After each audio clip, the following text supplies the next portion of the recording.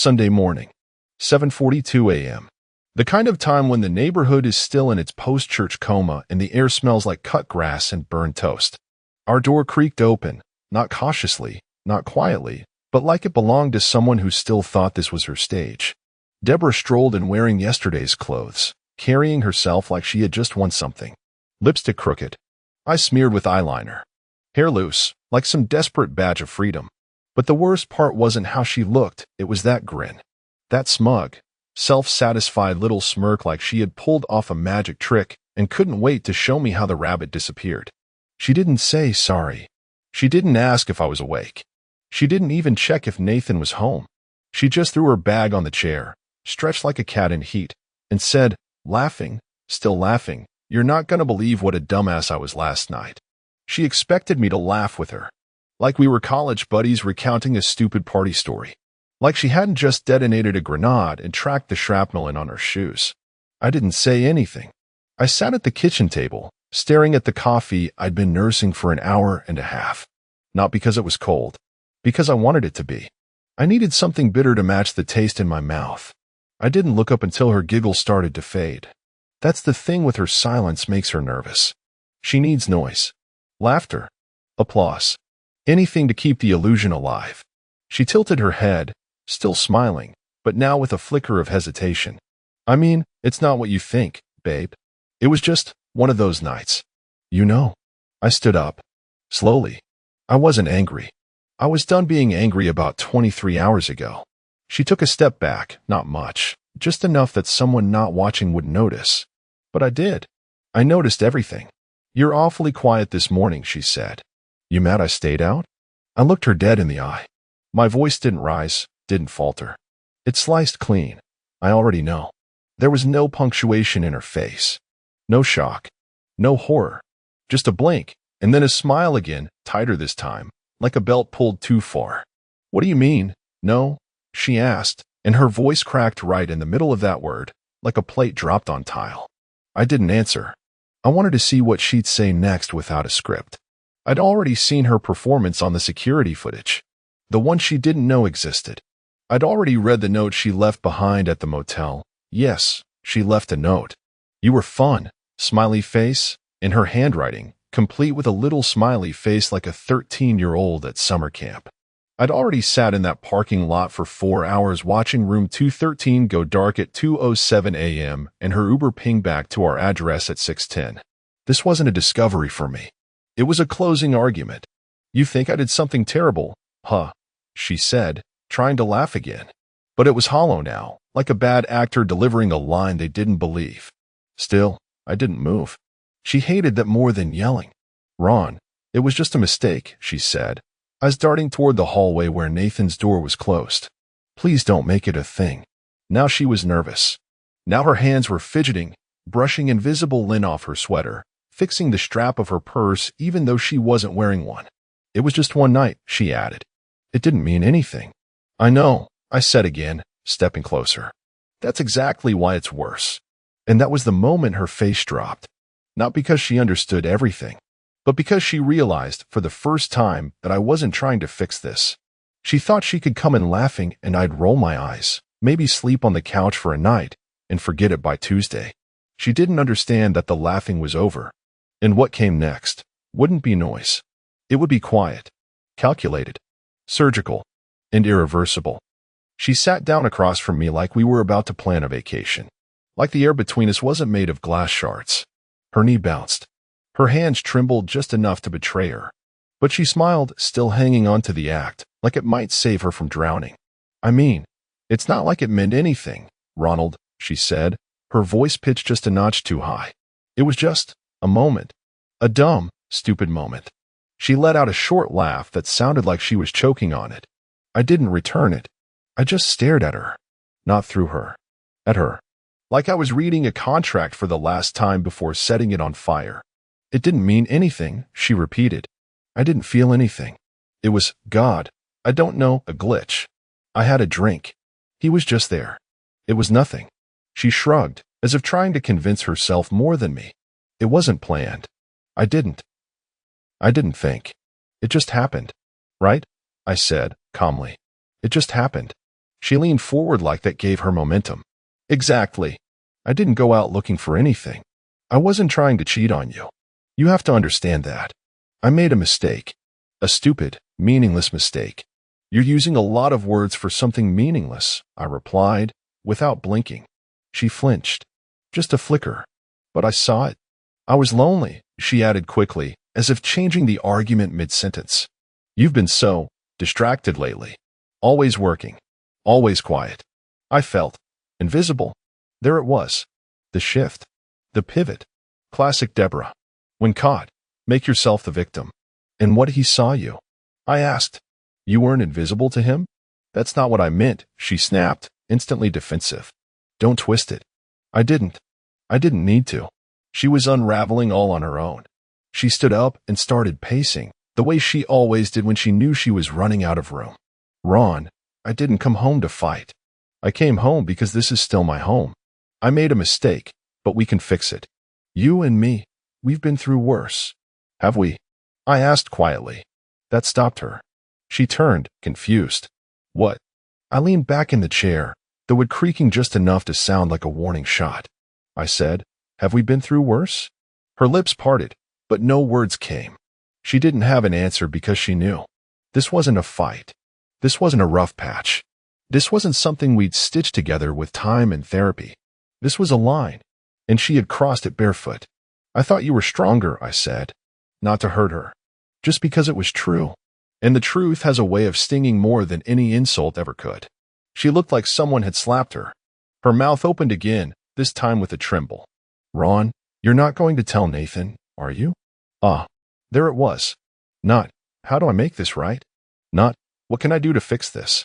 Just, you're not going to tell our son, right? I didn't respond. I didn't nod. I didn't shake my head. I let the silence grow. Let her sit in it. Let her panic bloom. Her voice dropped to a whisper. Please. You can hate me, fine, but don't bring him into this. He'll never look at me the same. I stood up and pushed my chair in slowly. You're not worried about him. You're worried about your reflection in his eyes, I said. You always were.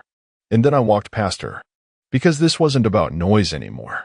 It was about what happens in the silence between explosions. And she had no idea how many I'd already planted. It started with a missed dinner. Nothing big.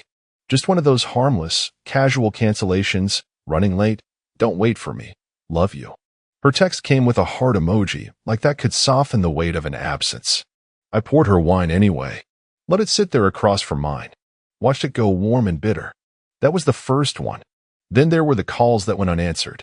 Not declined, ignored. Subtle difference, but one I learned to recognize fast. She started leaving the room more. Started wearing perfume to client meetings on Saturdays. Started laughing at texts she didn't share with me. I didn't bring it up. I didn't ask where she'd been. I didn't call her out when she said her boss needed her to stay late 3 nights in a row, but came home with tousled hair and a receipt for 2 mojitos in her coat pocket. I simply watched. There's something primal in a man when he stops trusting. It doesn't feel like anger. Not right away. It feels like data collection. Cold. Surgical. Measured. One night, she came home humming. I was already in bed, lights off. Pretending to sleep is a better teacher than any argument.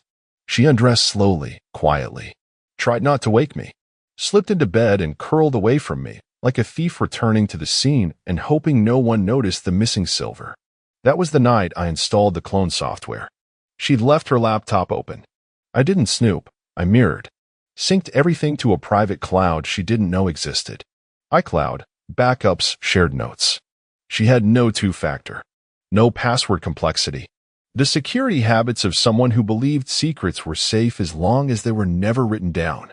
But she did write them down. Her calendar had a repeating event called Weekly Strategy Sync, Marriott Conference Room B. There's no Conference Room B at the Marriott on 6th. I checked. Her photos? Cropped.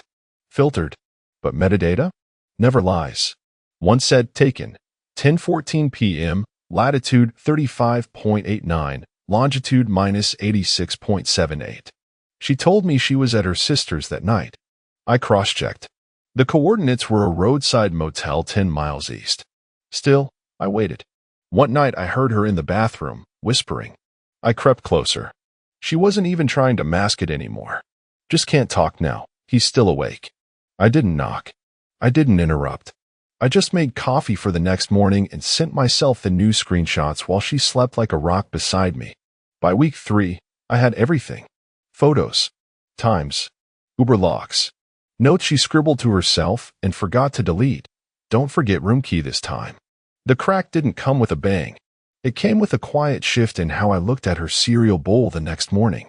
How I noticed she used almond milk again even though she knew I hated it. How her laugh at breakfast felt like a performance on a stage she thought I hadn't built. She thought I didn't know, but I was already building the exit. Quietly, brick by brick. Not because I wanted revenge. Because I wanted the moment she thought she was still in control to be the last moment she ever had it. The confirmation came on a Tuesday. Of course it did. Not a Friday, not a dramatic weekend reveal. Just another regular weekday, wrapped in beige normalcy. I was at my office, eating a sandwich I didn't even taste, when the backup sync finished. The folder was titled Private, but sat stupidly in plain sight. I opened it. No password. No encryption. Just sheer, blinding arrogance. There they were. The motel selfies. Low lighting, cheap wine bottle half visible behind her on the nightstand. The same one we drank on our anniversary last year. Same brand. Same label. I wondered if she brought it on purpose or if it was just muscle memory. Either way, it felt surgical, like she used my fingerprints to pull the trigger. He wasn't even in the frame, but the reflection in the mirror said enough. A man. Shirtless. Holding her waist. She was grinning. Her expression wasn't lust, it was liberation. Then came the texts. You make me feel alive again. He wouldn't understand. He thinks I'm still the same person he married.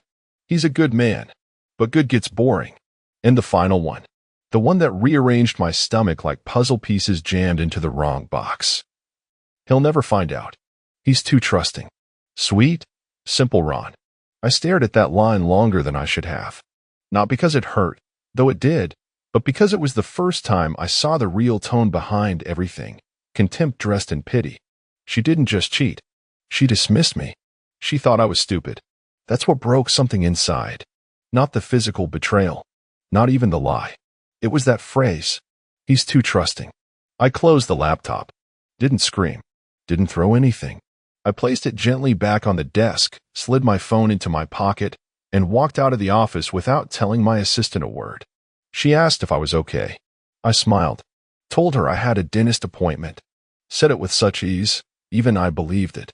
I drove aimlessly for a while, not because I didn't have a plan, but because the rage was too hot to handle directly. You don't touch metal straight off the fire. You let it cool just enough to reshape. And that's what I did. I reshaped myself. By sundown, I had opened a new bank account, transferred what I needed, scheduled a meeting with Sylvia Kane, my lawyer from a decade ago. Not a friend, not family, just someone who knew how to move without leaving fingerprints. She picked up on the first ring. Mr. Halpern. Been a long time. Yes, I said, and I need this to be quiet. Surgical. Unforgiving. Sylvia didn't ask questions. That's why I called her. The plan began that evening. I made dinner like usual. Set her plate across from mine. She smiled, complimented the seasoning. Said it tasted like the old days. I nodded, poured her a glass of wine, same vintage she drank at the motel. She didn't notice. The only difference was I watched her more closely now. Every blink, every breath, every fake chuckle. She thought I was still the fool. But the game had already begun. And she didn't even realize she was the only one playing without a rulebook. Nathan came home that Friday with a backpack slung over one shoulder and a lopsided grin that still reminded me of when he was 9 and built his first treehouse ladder with duct tape and blind faith. The same kid, just taller now, quieter maybe. His finals were done. He needed a reset. We gave him smiles. He didn't know he was stepping into a rigged set. Deborah played her part like it was opening night. She hugged him too long, used that high-pitched "my baby's home" voice she hadn't dusted off in months. She cooked his favorite, lemon chicken, extra garlic. Laughed at all the right moments. Her arms lingered on my shoulder in the kitchen like she had suddenly remembered we were married. She even wore the earrings I got her last Christmas, the ones she never wore because, quote, They don't go with anything I own. Now they matched her desperation. I matched her performance. Sat next to her at dinner. Passed the mashed potatoes. Asked Nathan about his roommates. I even joked about his terrible taste in beer. He laughed, she laughed, and the entire house felt like it was breathing in the wrong rhythm. Too rehearsed. Too safe. She didn't notice how often I watched her. But Nathan did. It was nearly midnight when I knocked on his door. "Yeah," he called, voice groggy from half-sleep. "Just me," I said and stepped in. He was already half buried under blankets, headphones off, laptop screen glowing. "You okay?" he asked, sitting up. I didn't answer right away. I just pulled his desk chair closer and sat. "Nate," I said quietly, "has your mom seemed different lately?" His eyes narrowed. "Different how?" I said, choosing every word like it was a landmine. "In the last few weeks. Her moods. Where she goes. Has she ever said anything strange?" He didn't answer for a beat. His mouth opened, then closed. "Why?" "I'm just trying to understand a few things," I said. "And I need you to be honest. Not as my son. As someone who sees things I might not." Nathan shifted, uncomfortable now. "You're scaring me a little, Dad." "I know," I replied. "But I need to know if you've noticed anything. Anything at all." He rubbed his forehead. "She's been weird on the phone lately. Like always stepping out when it rings. And last time I was home, she said she was going to Aunt Claire's, but Claire called the house while she was gone. Said she hadn't seen Mom in a month. That was new. She didn't know Claire, and I still talked." Nathan shrugged. "I figured it was nothing. You two seem good." "Sometimes," I said slowly. "Seeming good is the most dangerous sign of all." "Dad, what's going on?" I stood up. "Nothing you need to worry about." "Are you guys getting a divorce?" That stopped me at the door. I turned just enough to meet his eyes. "Not yet." He didn't push further. Just stared, waiting for more. "Get some sleep, kid," I said. "Big day tomorrow." "For what?" I smiled just a little. "Let's call it clarity." He didn't know. Not yet. But he would. And when the time came, I wanted him to already have one foot out of denial.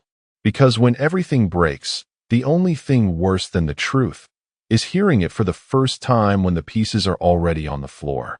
Sylvia Kane's office was exactly the kind of place you go when you want someone ruined professionally. No polished wood panels, no family portraits on desks, just glass, silence, and the faint smell of toner. She didn't ask how I found her. She remembered me from 10 years ago, back when she helped me close a property dispute with a handshake and a threat that never had to be spoken aloud. She greeted me with a nod, her gray suit crisp and severe. "How bad is it?"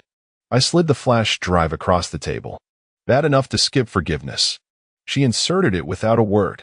The screen flickered, filled with photos, location logs, timestamps, bank statements, metadata, Uber histories, hotel confirmation emails, voice notes, and calendar entries. I even included a screenshot of her joke. "He thinks conference room B is real. Bless him." Sylvia scanned through it like she was reading the weather, clinical, precise, unshaken. "Did she admit anything verbally?" she asked. "She called it a moment of weakness," I said. Then immediately asked if I'd tell Nathan. Sylvia smirked. Of course she did. Guilt always hides behind motherhood first. She leaned back in her chair. "So, you want divorce or demolition?" I looked her in the eye. "I want everything but prison time." That earned a full smile. "Good. You're early. That's when we do our best work." The next 2 hours moved fast. Faster than the past month of my life. She had me open new accounts. We drafted a trust for Nathan, irrevocable, airtight. My half of the house? Moved into the trust. My shares in the business? Reassigned, silently. The will was rewritten in a matter of minutes. I'd die and she'd get nothing but dust. "I assume she doesn't know about any of this," Sylvia said, signing the last document. "She still thinks I'm mourning a marriage," I said. "She made French toast this morning."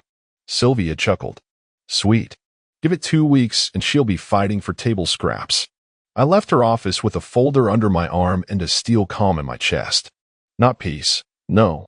Nothing that poetic. Just the solid quiet of a man who stopped hoping and started building an exit.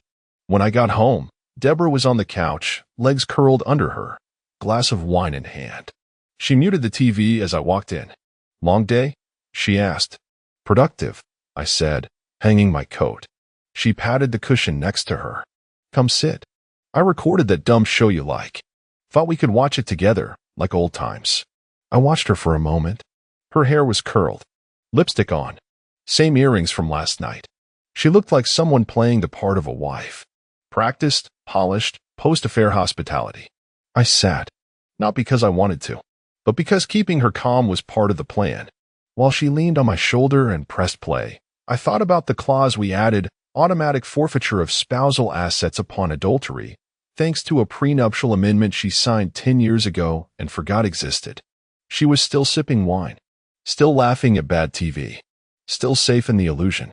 And by the time she'd finally realized what she'd gambled away for a sweaty night at the Marriott, it would already be gone. It started with a declined card at Whole Foods. I watched it happen from the car. She didn't know I'd followed her. She still believed in coincidence, in luck, in the safety net of being adored. I parked across the lot, sipping coffee, watching her juggle 2 paper bags and a confused expression while the cashier ran her card again. And again, she laughed it off. That's weird. Try the other one. Swipe. Declined. She forced another chuckle, louder this time, like volume could drown panic. Her phone was at her ear before she even left the store, bags swinging awkwardly from her wrists. I waited until she was halfway to the car before picking up. Ron? Hey, weird thing. Did we forget to pay the credit bill or something? I waited. 3 seconds. Just enough for her to feel the pause. No, I said. I just moved the funds. Streamlined a few things. A beat. What do you mean? Her voice was still sweet, still polite, but there was an edge creeping in now. Not fear. Not yet. Just confusion laced with annoyance. I decided to consolidate everything into one account, I said. Personal security reasons. It's all under my new name on the cards. I'll order you one if you want. Another pause. She hated pauses. They made her invent meanings. So, I don't have access anymore, she asked, voice dipping slightly. You can use the household card for groceries and gas, I replied. It's linked to the shared budget. You know, basics. Silence. I could almost hear the sound of her world contracting, step by step, ring by ring, like a noose being pulled gently. Ronald, she said slowly, what's going on? I smiled, even though she couldn't see it. Nothing serious. Just some responsible adjustments. You were always saying we should save more. That's when it happened. That crack. She didn't scream. Not yet. But the tone dropped. Cold. Flat. Controlled in that specific way people try to sound calm when their instincts are flailing. Did something happen at work? Are we in trouble? I almost laughed. No, Deborah. Not we. Just you. Click. When she got home, she was no longer smiling. She slammed the front door. Not hard, but fast.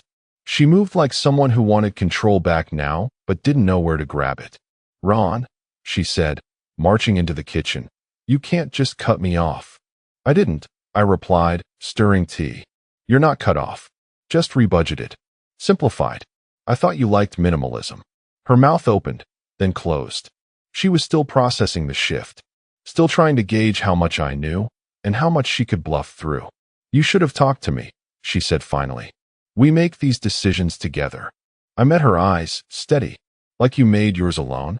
That landed. For the first time in weeks, her mask cracked barely. But it was enough. You're being dramatic, she muttered, turning away. Funny, I said, sipping calmly. That's exactly what I thought when your bank statement included room service for 2 and a bottle of Bordeaux. Her spine stiffened. She didn't ask how I got it. She didn't deny it. She just stood there, frozen, silent, suddenly very small in a kitchen where she used to be queen. And I didn't raise my voice. I didn't say another word. Because nothing unnerves someone like her more than watching the man they underestimated stop trying to explain. She lit candles. Real ones. The kind we hadn't used since Nathan was a toddler and liked to knock everything off the table like a cat in a windstorm. The dining room smelled like rosemary and garlic and something else. Desperation dressed up as effort. Deborah stood at the stove in the green silk dress I bought her 10 years ago in Charleston. She hadn't worn it in years. Claimed it didn't fit right anymore. Tonight, suddenly, it did. Her hair was up. Lips red. Shoes off. It was the most choreographed spontaneity I'd ever seen. "Dinner's almost ready," she said with forced warmth. "Thought we could eat in here for a change. Just us." I looked at the table, cloth we only used for holidays, wine already poured, my favorite playlist humming in the background. Sinatra. Classic bait. I didn't respond. Just unbuttoned my cuffs and sat down. She moved around like she belonged again. Like her body still had power in this house. Every movement designed to trigger a memory. Her leaning over the counter, her hand brushing mine as she set the plates, her laugh too loud, too light, like it could airbrush the past. We ate in silence for a while. The food wasn't bad. She'd cooked like her life depended on it. Maybe it did. "I've been thinking," she said eventually, "about everything. About how we got here." I let her talk. She needed it. Needed to hear her own voice fill the room she'd emptied weeks ago. "I made a mistake," she continued, eyes down. "A horrible one. I was lonely, confused. I didn't know how far I drifted. And I know I hurt you." I raised an eyebrow. Which part hurt more? You forgetting who I was? Or assuming I'd never figure it out? She swallowed. I didn't think. I don't know why I did it." "You do," I said calmly. "You just don't like the answer." She stood and walked over to me, slow, like a peace offering in heels. She reached out, ran her fingers along my shoulder. I didn't flinch. Didn't move. "Let me fix this," she whispered. "We can fix this." Her hand slid toward my chest. I caught her wrist mid-motion. "Don't," I said. "You don't touch someone you pity." "I don't pity you," she snapped, finally cracking. "I love you. I made a mistake, but I love you." I stood up. She looked up at me, trembling now, tears beginning to line the edges. The performance was over. The mask dropped. For once, she wasn't trying to seduce or distract or spin the narrative. I could feel it. The real fear. The gut-level knowing. And still too late. "I don't sleep with people who think I'm stupid," I said. She gasped like it physically hit her. Then she broke. Tears. Not theatrical. Not performative. Just broken sobs from someone realizing the elevator only goes down from here. That the door she kept pushing on was already locked from the other side. She tried to speak but couldn't. She fell into the nearest chair and buried her face in her hands. Her shoulders shook. She looked like a woman being exorcised by her own regret. I let it play out. She needed to feel it. Because for the first time, Deborah understood. The man she once believed would forgive anything was gone. And the one sitting across from her now? He wasn't interested in being loved. He was interested in leaving a scar. The dinner party was her idea. Of course it was. A gathering of our closest friends, code for her curated inner circle of people who didn't know the truth yet. She needed witnesses, not support. She needed alibis wrapped in laughter and past hors d'oeuvres. The table was set with bone china. Wine decanted. Napkins folded like swans. Everything designed to scream were fine. She wore that peach-colored dress, the one she claimed always made her feel centered.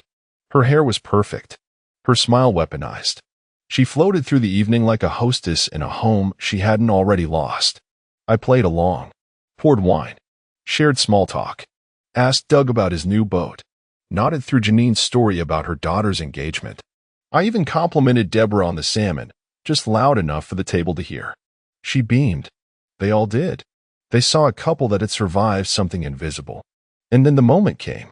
It was near the end, plates cleared, glasses half full, conversations thinning.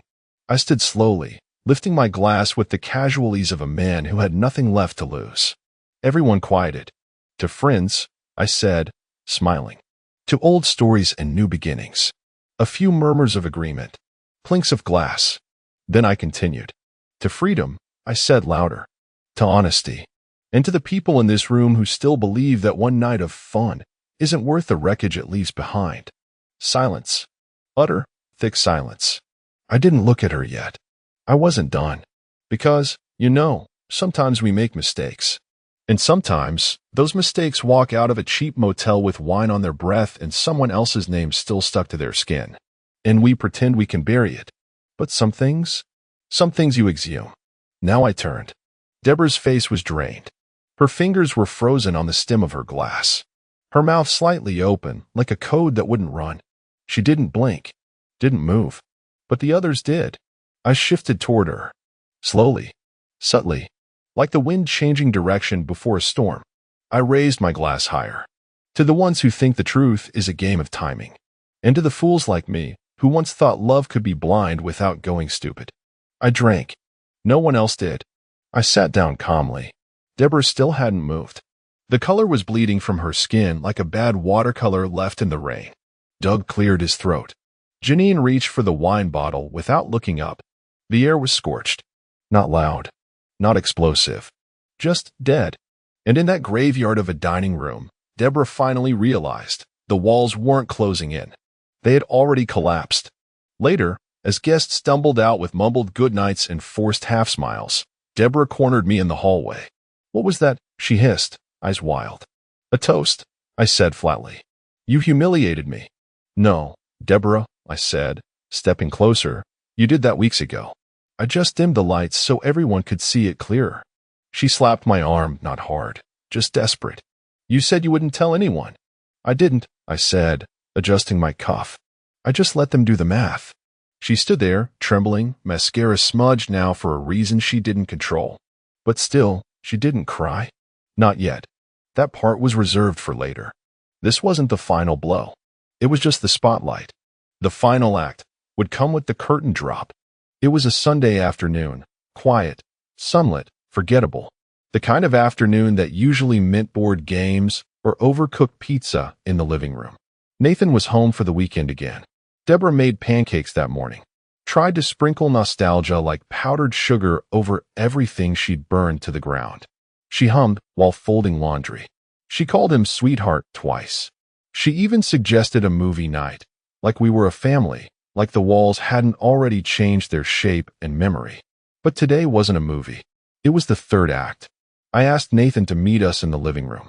She looked up, confused, a little wary. "Something wrong?" she asked. "No," I said calmly. "Just overdue." She walked in, still pretending she had a hand left to play. Nathan sat on the edge of the couch, sensing something. He was always sharper than she gave him credit for. His fingers tapped nervously against his jeans. "What's going on?" I sat down opposite them, took out the envelope, and set it on the coffee table like it weighed nothing. "This," I said, "is a divorce petition." Deborah didn't move at first. She stared at it like it was a foreign object. Nathan blinked slowly, his head tilting just slightly. "Wait," he said. "What?" I looked at Deborah. "You can read it now, or later. Doesn't matter. The terms are final. You'll see why." Her hands didn't reach for it. Her eyes stayed on me. "Ron, please." "No," I cut in. "Not this time. You had all the chances. This is mine." Nathan turned to her. His voice was small. "Is this about what he said last night? The toast thing?" Deborah tried to smile. "It didn't survive the first second. Baby, it's complicated. Your dad, he's twisting things." I said nothing. I didn't need to. Nathan's brow furrowed. "Twisting what?" She reached for him. He pulled back, subtle, but enough. "It was just one mistake," she said quickly. "One. I was in a bad place, and I didn't know how to talk to your father, and—" He stood up. She followed with her eyes, desperate now. "Nathan, I love you. I never meant to hurt you." "But you did," he said. Not loud, not angry, just disappointed. That's what broke her. He turned to me, his jaw clenched. "Why now?" "Because he needed to see it for himself," I said, nodding toward our son. "He needed to know I didn't break this." Nathan didn't speak again. He just walked out of the room. No slam of the door. No dramatic exit. Just gone. And that, right there, was when she broke. Her breath hitched. Her fingers trembled. She looked at the doorway like he might come back in and say she was still his mother, that it didn't change anything, that love could undo this. But silence echoed. She looked at me like I'd shot her. "You waited for him to be here," she whispered. "Yes," I said, "because your betrayal was private. But the respect you lost? That had to happen in daylight." She reached for the envelope now, finally, hands shaking. I stood up and left her there, clutching the papers like they were the last thread holding her to the life she thought she still owned. Upstairs, I heard Nathan's door close again. That door, I knew, wouldn't open for her the same way ever again. She hadn't just lost a husband. She'd lost the one person who still saw her as more than the woman in that motel room. The suitcase wasn't large, just enough for a few shirts, 2 suits, my watch, the notebooks I actually used, and the photos I hadn't yet grown to hate. I packed with the precision of a man who didn't need to rush. Not because I wasn't angry, because I had already done all the bleeding weeks ago. Now I was clean, sterile, cold. Downstairs, I could hear her moving around the kitchen, opening and closing drawers like she was trying to find something that might still tether me to this house. The sound of rummaging was louder than any apology she hadn't said. I zipped the bag, stood it upright, and walked into the hallway. She met me at the foot of the stairs, barefoot, hair a little frayed at the ends. She hadn't slept. I could tell. Her eyes were puffy, her face bare, not even the usual layer of performance. "You're leaving?" she asked, barely above a whisper. "I already left," I said. "This is just logistics." She didn't move, just stood there like she was trying to memorize the moment, like it might turn back time if she held her breath long enough. "I'll fight it," she said. "You can't just take everything." "You didn't read the papers, then," I replied, brushing past her. "I gave you the furniture. Be grateful. I lived here, Ronald." "No," I said, pausing at the door. "You visited." Between lies. I placed the keys on the hallway table. They clinked, that soft metallic finality, like the last nail dropping into a box she didn't know was already buried. She followed me to the porch, arms folded over her chest like she could hold herself together physically. No coat. No shoes. Just skin on wood, standing on the very threshold of a life that no longer had her name on it. "You don't get to just tell me I can't live here," she said. The voice cracked, but the anger was there, desperate and late. "This house," I said calmly, "belongs to the trust now. Nathan's trust. It was filed 3 weeks ago." Her mouth opened, then closed. "You signed that amendment years ago," I continued. "Remember? You said, 'Sure, whatever you need, babe.' You didn't read it." Her knees wavered. She steadied herself against the door frame. "You can't do this to me." "I didn't," I said. "You did it to you." She stepped forward, like she might reach for me, but her bare foot hit the threshold and she hesitated. That invisible line between what she used to own and what had already left her. She couldn't cross it. She knew it. "You said you forgave me," she whispered. "I said I understood you," I replied. "That's not the same thing." She stood there, barefoot, robe tied too tightly, mascara-stained sleeve pressed against her ribs like she was trying to protect whatever was left inside. Her mouth trembled. And yet, no scream, no crying, just stillness. Because it had finally reached her, there were no more cards to play, no more performances, no audience left to fool. I walked to the car, started the engine, and pulled out without a glance in the mirror. She didn't follow. She didn't beg. She just stood on the porch like a statue of a woman who once had everything, and didn't even see it slipping through her fingers until it was dust. She called. Twice that morning. Once last night. Left voicemails that started strong and ended as silence. No one answered. The group chat with her friends hadn't pinged in days. Brunch invites stopped. Smiles turned to polite nods. Even the man from the motel blocked her after one cryptic text. This wasn't the deal. Deborah sat in an empty house that used to echo with life. Now it just echoed. Meanwhile, by a quiet lake 2 hours north, Ronald cast his line beside Nathan. They didn't speak. They didn't need to. The wind rustled the trees, the bobber floated, and time moved forward without her. He hadn't taken her money. He'd taken her audience, her name, her place, her future, and left her exactly what she gave him. Nothing. The day I found out, I was in the middle of grilling burgers in the backyard. Amanda's family was over, her brother Eric, her mom, and her stepdad, Dan.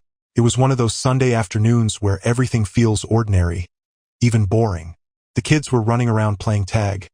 Amanda was laughing at something Dan said, and I was just flipping patties and thinking about work on Monday. Eric had just handed me a beer when Lily ran up to him, shouting, "Uncle Eric, push me on the swing." She grabbed his hand, and for a second, I froze. There was something in the way she looked up at him. Her eyes, her smile, it was like seeing a little mirror of his face. It wasn't the first time I'd noticed it, but I'd always brushed it off. Families share features, right? But this time, the thought stuck. I stared at them, Eric laughing, swinging Lily higher, her giggles filling the yard, and a cold knot started twisting in my stomach. Tyler came over next, grabbing Dan's leg, shouting, "Grandpa, Grandpa, watch me." And there it was again. Something in his face, in the way Dan tousled his hair, made my stomach churn even harder. It felt like looking at puzzle pieces I hadn't known I was holding, and suddenly, they were snapping into place in a way I didn't like at all. I tried to shake it off. Paranoia, right? You don't stand in your own backyard and start questioning your entire family over something as stupid as a kid's smile.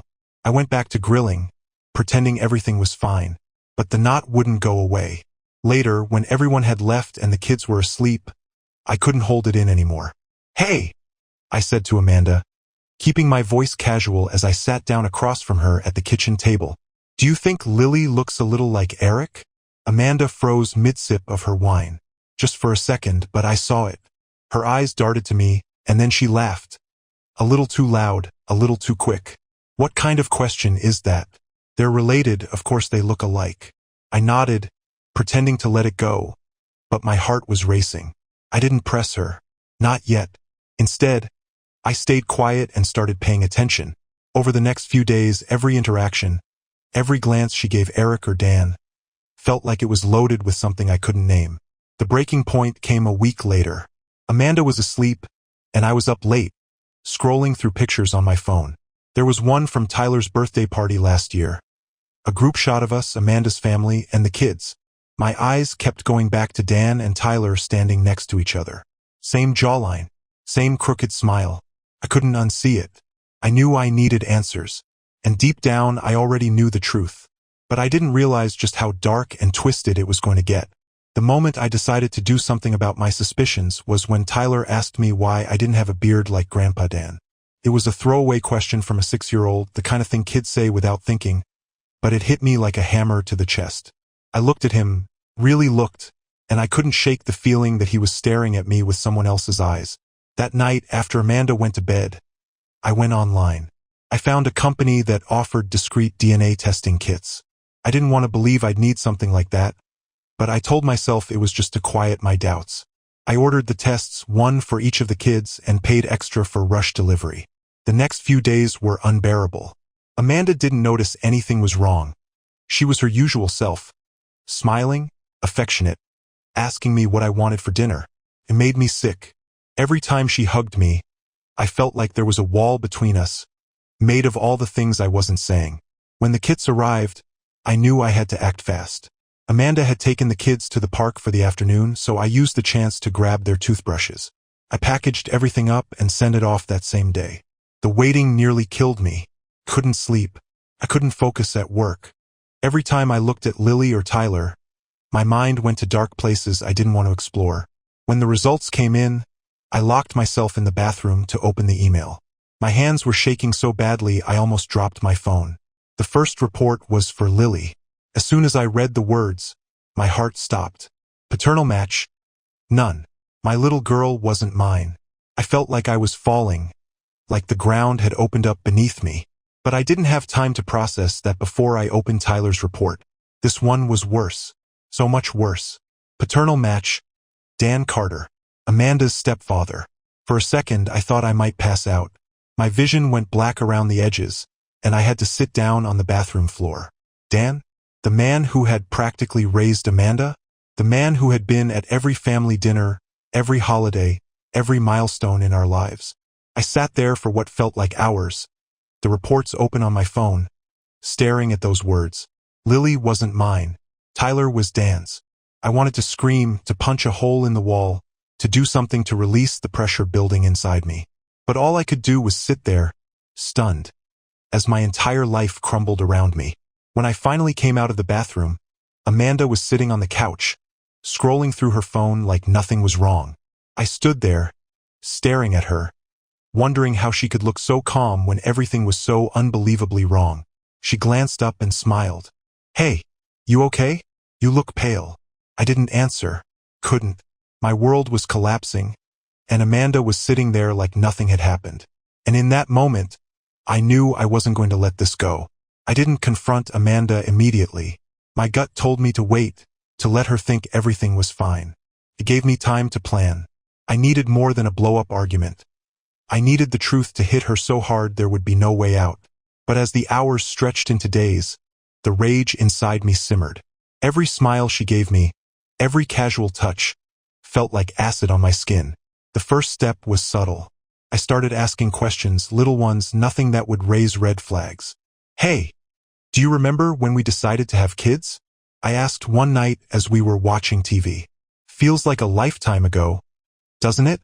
She smiled, leaned into me like everything was normal, and said, "Yeah, those were the good old days." Her calmness was maddening, but it gave me what I needed. Her guard was down. The next morning, I called her brother, Eric. He sounded surprised to hear from me, which wasn't unusual. We weren't close, but he had always been around. The fun uncle who brought toys for the kids and hung out at family gatherings. I kept my tone casual. "Hey, Eric, got a minute? I need some advice about Lily. She's been asking questions about family traits, where her eye color comes from, stuff like that. Thought you might have some insight." Eric laughed. "Eye color? That's more Amanda's thing, man. You know me. I'm just the cool uncle who shows up with candy." There was a hesitation in his voice, though, a slight crack that made my stomach tighten. He was hiding something, even if he didn't realize it. "You sure?" I pressed. "Because Lily's been saying she looks more like you than me. Kids and their imaginations." "Huh." I laughed, keeping it light. Eric stammered. "Yeah, well, genetics are weird, right? Anyway, I gotta run, Josh. Let's catch up later." He hung up before I could say more. That call was the confirmation I didn't want but knew deep down I'd get. Eric knew something, and now I had to figure out how deep it went. That evening, I brought it up with Amanda, casually like a passing thought. "Hey, you know what's funny? I was talking to Eric today, and he mentioned how much Lily looks like him." Amanda froze for just a second, her spoon hovering over the soup she was serving. Then she laughed, too loud, too quick. "Well, they're related, Josh. It's not that weird." I nodded, pretending to drop it, but I watched her carefully for the rest of the night. She was jittery, laughing a little too hard at jokes, overcompensating like someone who knew a storm was coming. The next day, I made a plan to dig deeper. I needed evidence, not just suspicions. While Amanda was out running errands, I went through her things. I wasn't proud of it, but at this point, pride was a luxury I couldn't afford. Her phone was locked, but her old laptop wasn't. I opened it, scrolling through years of emails and messages. Most of it was mundane. Work, mom groups, recipes. But then I found a folder labeled Family Memories. Inside were photos of the kids, holidays, and birthdays. And there, buried among them, was an email thread between Amanda and Eric from 8 years ago. The subject line read, "We need to talk." My hands shook as I opened it. The emails were vague, but the tone was unmistakable. "Eric, I'm scared, Amanda. What if Josh finds out?" "Amanda, he won't. Just stick to the story. Lily is his. She always will be." My vision blurred. I scrolled further, finding messages about timing, about secrecy, about guilt. It was all there, laid out like a confession. But there was something else, a message to Dan. It was brief, almost cryptic, but enough to send a chill down my spine. "Amanda, thanks for everything. I don't know what I'd do without you. Tyler deserves to know someday. But for now, let's keep it simple. Dan?" My mind reeled. Was this even deeper than I thought? That night, I couldn't hold it in any longer. After the kids went to bed, I cornered Amanda in the living room. "We need to talk," I said, my voice low and controlled. She looked up, confused but cautious. "What about?" "About Lily, about Eric, and about what you've been hiding from me for years." Her face went pale. "What are you talking about?" "I went through your laptop, Amanda," I said, my voice rising. "I saw the emails." "I know." She stood up, backing away. "Josh, it's not what you think. Don't lie to me," I shouted, slamming my fist on the table. "Lily isn't mine, is she?" She froze, her eyes wide with panic. For a moment, I thought she might deny it, but then she crumbled, sinking onto the couch. "Josh, I'm sorry," she whispered, tears streaming down her face. "It was a mistake. A stupid, horrible mistake." I felt like the ground had been ripped out from under me, but I wasn't done. "And Tyler?" I asked, my voice shaking. What about him? Why the hell are you messaging Dan about my son? Her sobs stopped instantly. She looked up at me, her face a mixture of shock and fear. Josh, you don't understand. Oh, I think I do, I said coldly. You've been lying to me for years, Amanda. And now you're going to tell me everything. The look in her eyes told me this was only the beginning. Amanda didn't say anything at first. Her mouth opened like she was about to speak, but no sound came out. I stood there, glaring at her, daring her to try and twist the truth again. Finally, she looked away, her voice barely above a whisper. You don't want to know, Josh. My stomach twisted, but I refused to back down. You don't get to decide that. Tell me the truth. All of it. Now. She stayed silent, her hands trembling in her lap. I leaned closer, my voice cutting through the tension like a knife. Is Dan Tyler's father? Amanda flinched like I'd slapped her. Her reaction told me everything I needed to know. Oh my God. I breathed, taking a step back. It's true. It's actually true. Josh, please, she begged, her voice breaking. I never wanted this to happen. It's complicated. Complicated. I laughed bitterly, running my hands through my hair. You slept with your stepfather, Amanda, and you lied to me about it for 6 years. What's complicated about that? Her tears started again, but they did nothing to soften my anger. You don't understand, she sobbed. I was vulnerable and Dan, he was there for me. He made me feel safe. It wasn't supposed to happen, but it did, and I hated myself for it. You hated yourself so much you decided to keep it a secret? I shot back. You hated yourself so much you let me believe Tyler was my son, while playing happy families with Dan at every barbecue and holiday dinner? She shook her head, her hands gripping the edges of the couch like she was holding on for dear life.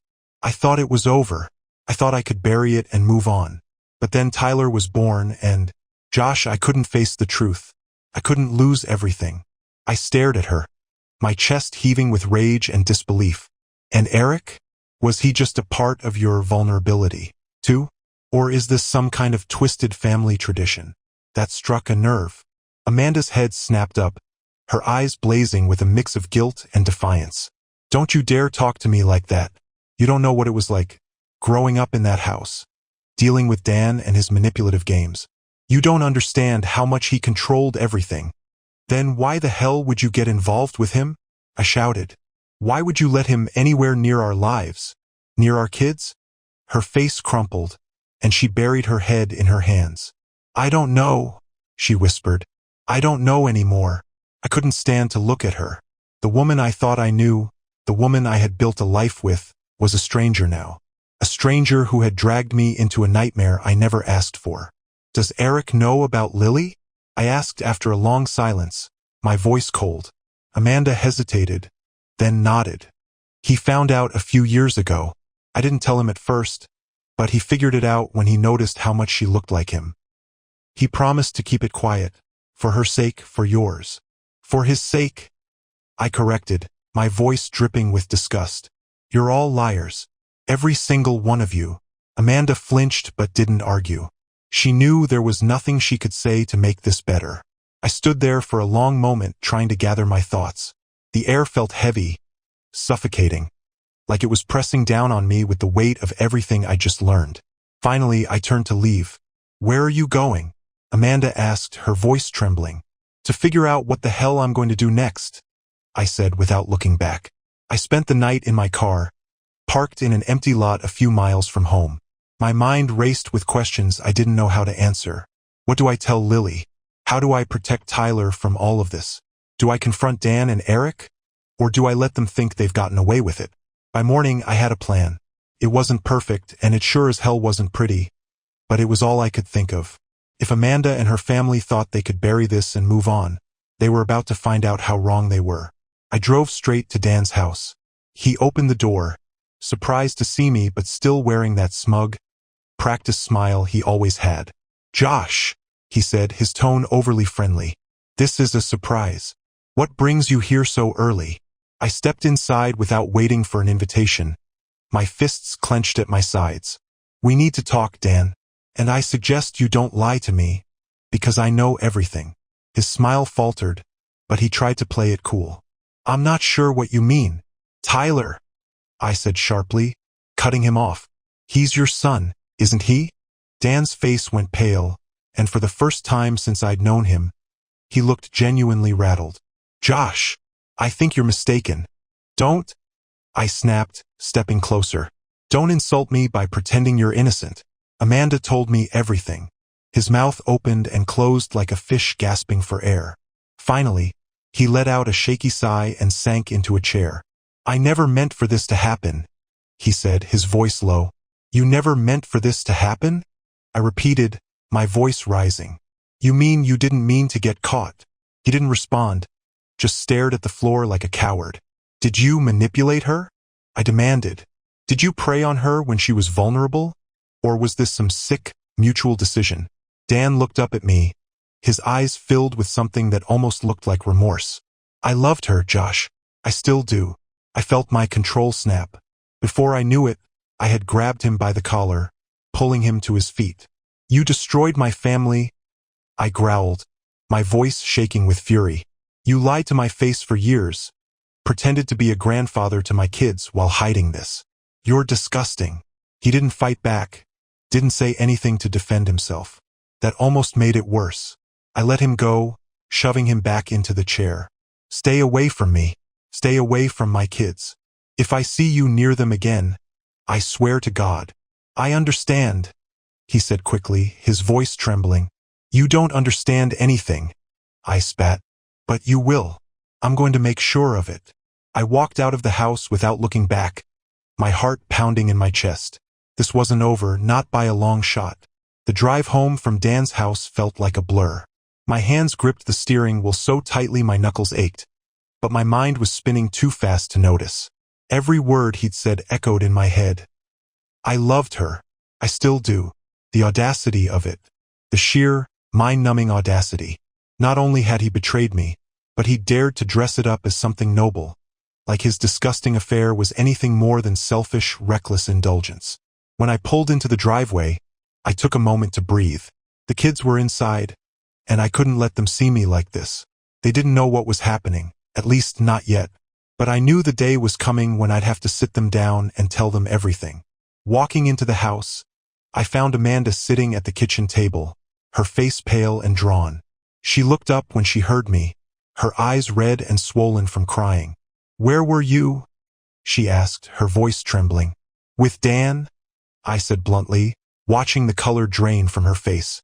What did you say to him? Enough. I set my keys on the counter and crossed my arms. He admitted it, Amanda. Everything. Tyler. The affair. And the fact that he loved you. I spat the word like it burned my tongue. Amanda closed her eyes, tears spilling down her cheeks. Josh, I don't know what to say. Try the truth for once. I snapped. How long? How long has this been going on? She hesitated, and I slammed my hand on the table, making her jump. Don't lie to me, Amanda. Not now. For years, she whispered, her voice barely audible. I staggered back like she'd punched me. 4 years. My voice rose with disbelief. You've been lying to me for 4 years?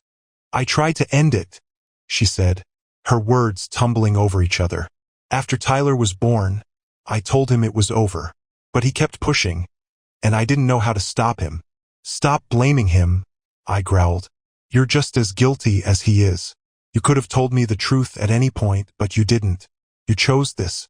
You chose to destroy our family. Her sobs grew louder, but they didn't move me. Not this time. And Eric, I demanded. When does he fit into all of this? Or is this just what your family does? Sleep with each other and hope nobody notices. Amanda's head shot up, anger flashing in her eyes. That's not fair, Josh. Fair.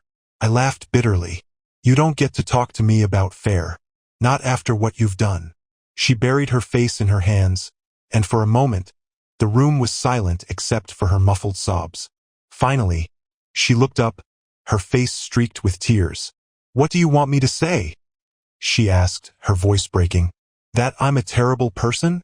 That I ruined everything? I already know that, Josh. I live with it every day. Good, I said coldly. Because I'm not done yet. That night, I started making calls. First, I called Eric. He answered on the third ring, his voice cautious. Josh? What's up? We need to talk, I said, my tone leaving no room for argument. In person. Tomorrow.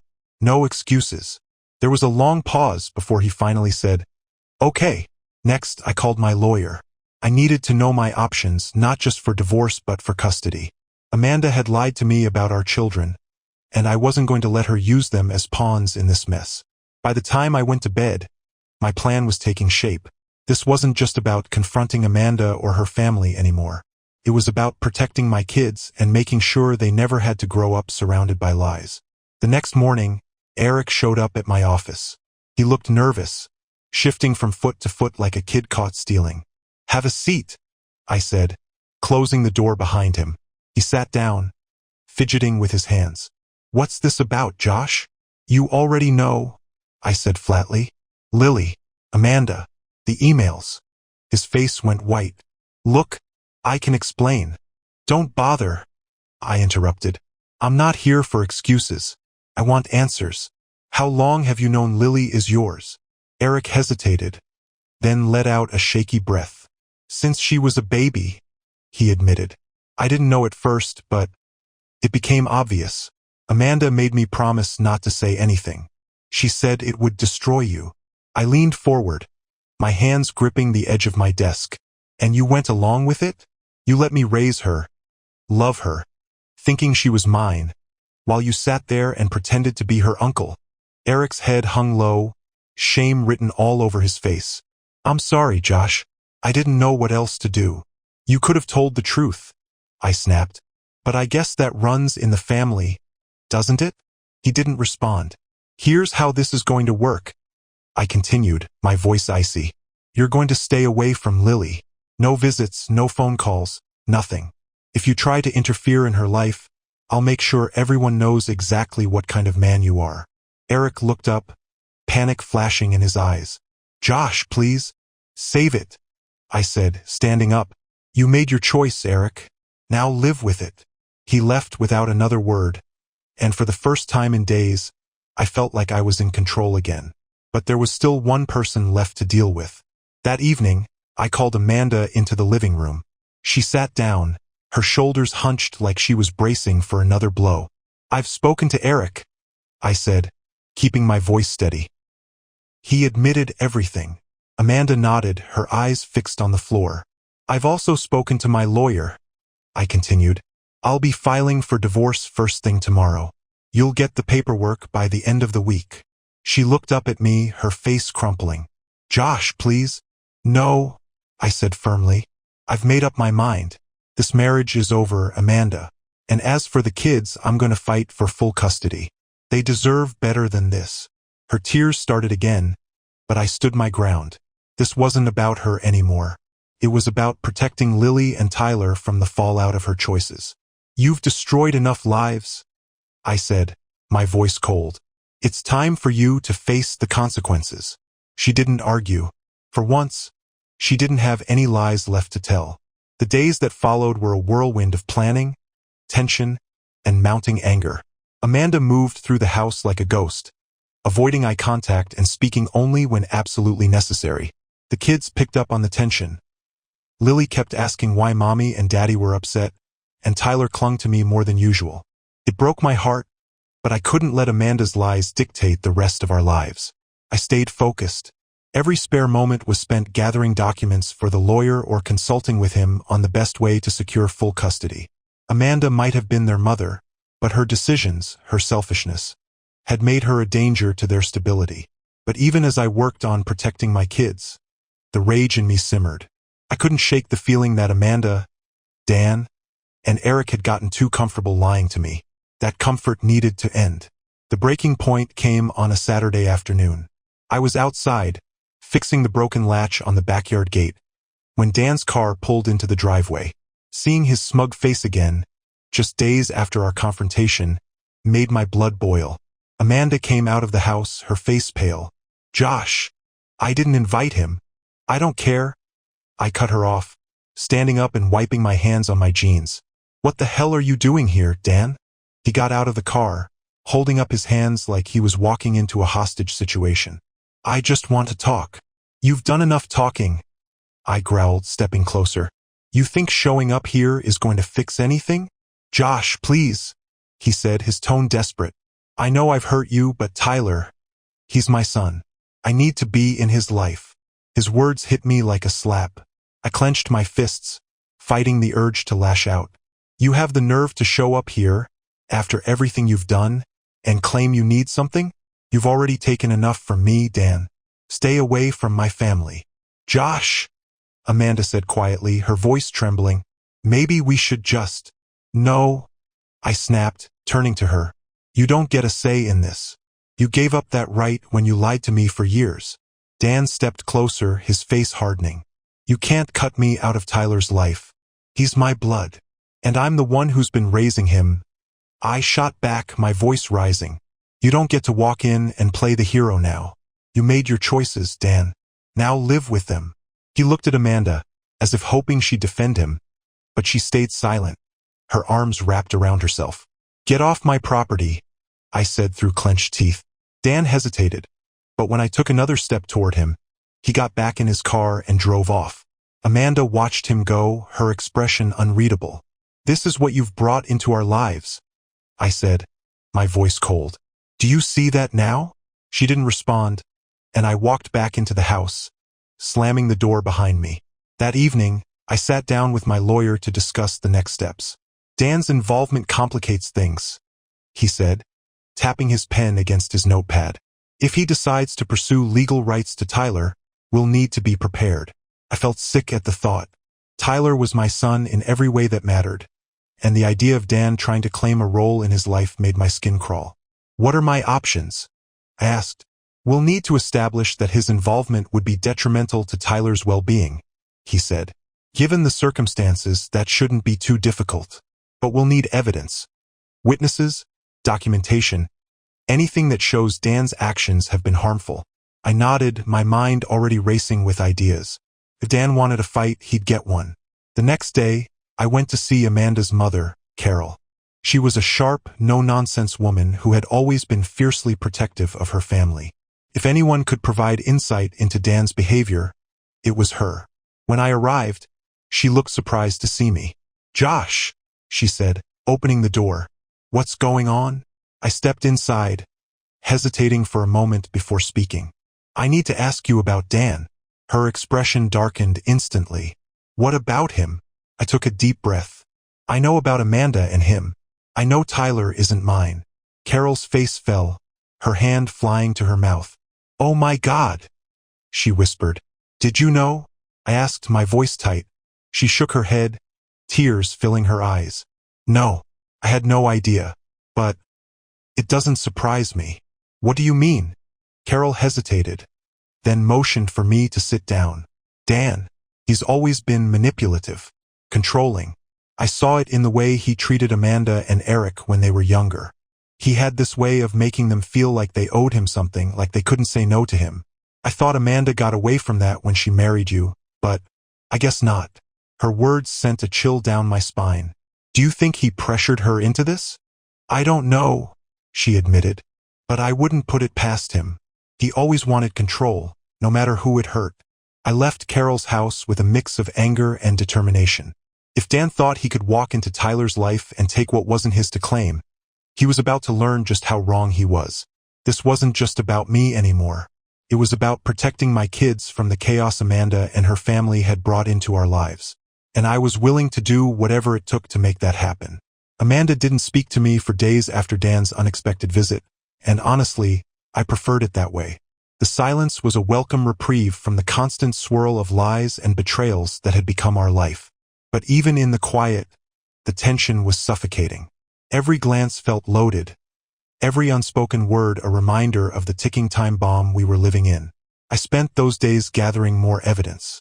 If Dan wanted to fight for a role in Tyler's life, I was going to ensure he didn't have a leg to stand on. My lawyer was clear. The key was to paint a picture of Dan as a toxic influence, someone who would harm more than help. Carol's comments about his controlling behavior were a good start, but I needed more. And then the opportunity came. One evening, While Amanda was out running errands, I got a call from an unknown number. I almost didn't answer, but something made me pick up. Josh. The voice on the other end was shaky, nervous. This is Josh, I said cautiously. Who's this? It's Beth, she said. Dan's ex-wife. Her name hit me like a lightning bolt. I'd met Beth a handful of times at family events years ago, back when Dan still liked to parade her around as his trophy. She'd always seemed nice, but after their divorce, she vanished from the picture. I hope it's okay that I'm calling, Beth continued. Carol told me what's been going on, and, well, I thought you might want to hear my side of things. My pulse quickened. I'm listening. Beth hesitated, and I could almost hear her debating whether to continue. Finally, she took a deep breath. Dan is dangerous, Josh. He's charming when he wants to be, but underneath that, he's controlling and manipulative. When we were married, he made me feel like I couldn't do anything without his approval. And when I tried to leave, her voice faltered. What happened? I pressed. He threatened me, she said quietly. Not physically, Dan's too smart for that, but he made it clear that if I walked away, he'd ruin me. My reputation, my finances, my relationships. And he followed through on some of those threats when I finally left. Her words sent a chill down my spine. Did he ever get involved with anyone else? Manipulate them the same way? There was a long pause. I don't know for sure, Beth admitted, but I wouldn't be surprised. Dan thrives on control, especially over people who are vulnerable. If Amanda was dealing with him while you two were together, she trailed off, but the implication was clear. I need your help, I said. Anything you can tell me, anything you're willing to put on record, could make a difference. Beth hesitated again, then said, I'll think about it, but be careful, Josh. Dan doesn't like losing, and when he feels cornered, he lashes out. The next day, I called Carol to let her know about Beth's call. She wasn't surprised. Beth went through hell with Dan, she said. If anyone can help you, it's her. Do you think Amanda knows what he's really like? I asked. Carol sighed. I think Amanda's been lying to herself for years. She knows on some level, but admitting it means facing the mess she's made. And Amanda's never been good at facing consequences. Her words stuck with me as I drove home. Amanda's avoidance, her deflections. It was all starting to make sense. She wasn't just lying to me. She'd been lying to herself, convincing herself that her actions were justified, that the fallout wouldn't be so bad. But now the cracks were too wide to ignore. That evening, I decided to confront her again. I waited until the kids were asleep, then found her in the kitchen, scrolling mindlessly through her phone. When she saw me, her expression hardened. What do you want, Josh? She asked, her tone weary. I want to know how long you're going to keep pretending this is just going to blow over, I said, leaning against the counter. Because it's not. Dan showed up here, Amanda. He's talking about wanting a role in Tyler's life. Does that sound like something that's just going to go away? She flinched at the mention of Dan's name but didn't respond. I talked to Beth, I continued, my voice steady. She told me about him, about the threats, the manipulation. Is that what happened to you? Did he threaten you? Amanda's eyes widened, and for a moment, I thought she might finally open up. But then her expression hardened again. This isn't Beth's business, she snapped. And it's not yours either. Not my business? I repeated, anger flaring. Amanda, this is my family. My kids. You don't get to tell me it's not my business. She stood up, slamming her phone down on the counter. You don't understand, Josh. You never have. You think this is all black and white, but it's not. I made mistakes, yes, but I was trying to protect everyone. You, the kids. Protect us. I interrupted, my voice rising. You didn't protect anyone, Amanda. You lied, and now we're all paying the price. So stop pretending you're some kind of martyr. Her face crumpled, and for a moment, I thought she might finally break. But then she straightened, her eyes blazing with defiance. You think you're so perfect, don't you? She spat. You think you've never made mistakes? I've made plenty, I shot back. But I've never destroyed my family in the process. She opened her mouth to respond, but I held up a hand to stop her. Save it. I don't want your excuses anymore. I just want the truth. All of it. Because if you keep lying to me, Amanda, I will make sure you lose everything. Do you understand me? Her shoulders slumped, and for the first time, she looked truly defeated. Fine, she whispered. You want the truth? You'll get it. But something in her tone told me the truth was going to be worse than anything I'd imagined. Amanda sat back down at the kitchen table, her hands clasped so tightly her knuckles turned white. I could see the battle waging in her mind, the urge to protect her secrets clashing with the pressure to finally come clean. Her lips parted, but no words came out at first. The silence stretched so long it felt like the room itself was holding its breath. You're right, she said finally, her voice barely audible. You deserve the truth. I pulled out a chair and sat across from her, my eyes locked on hers. Then start talking. She hesitated again, and I slammed my palm on the table, making her jump. No more stalling, Amanda. No more lies. You owe me that much. Her eyes filled with tears, and for a moment, I thought she might fall apart. But then she wiped her face with the back of her hand, took a deep breath, and began. It started with Eric, she said quietly. Years ago, before we were even married, we were close, too close. I knew it was wrong, but I didn't stop it. When I found out I was pregnant with Lily, I convinced myself she was yours, even though deep down I knew the truth. My stomach churned. Even though I'd suspected as much, hearing her admit it made me feel like I'd been punched in the gut. And you let me raise her, I said, my voice trembling. You let me believe she was mine. I thought I could bury it, she whispered. I thought if I didn't say anything, we could just move on. But Eric, he figured it out. He confronted me after Lily was born, and I begged him to keep quiet. For her sake, for yours. He agreed, and I thought that was the end of it. Her voice broke, but I didn't offer her any comfort. She didn't deserve it. And Dan, I demanded. What about him? How the hell did he get involved in all of this? Amanda winced, and for a moment, I thought she might backtrack. But then she met my gaze, her expression raw and full of shame. After Tyler was born, I was struggling, she admitted. You were working all the time and I felt alone. Dan stepped in. He helped with the kids, with the house. He made me feel like I wasn't failing. I clenched my fists, my nails digging into my palms. And that's when it started? She nodded, tears streaming down her face. He manipulated me, Josh. He made me feel like I owed him something. And when I tried to pull away, he wouldn't let me. He kept reminding me of what he'd done for us. For the kids. I didn't know how to stop him. I stood abruptly, the chair scraping against the floor. You're telling me he blackmailed you into sleeping with him? Is that what you're saying? It wasn't like that, she said quickly. He didn't threaten me outright, but I felt trapped, and I didn't know how to get out. The room spun around me. Amanda's betrayal was bad enough, but the idea that Dan had used his position as her stepfather, as someone she should have been able to trust, to manipulate her into this mess, it made my skin crawl. And Tyler?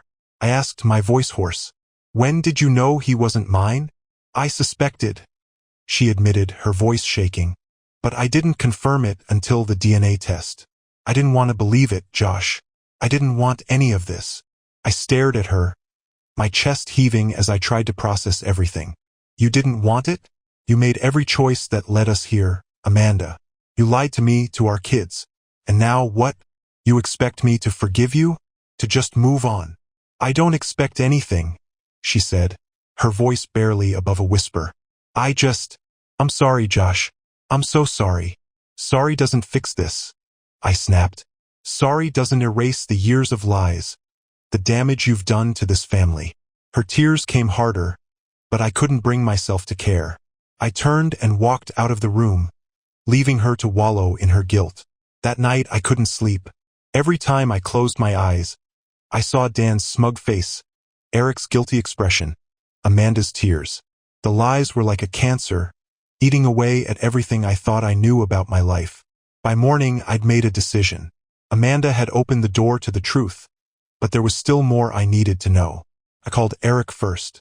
He answered on the second ring, his voice cautious. Josh, we're meeting, I said flatly. Today. You don't have a choice. There was a long pause before he finally said, Okay, where? I told him to come to my office.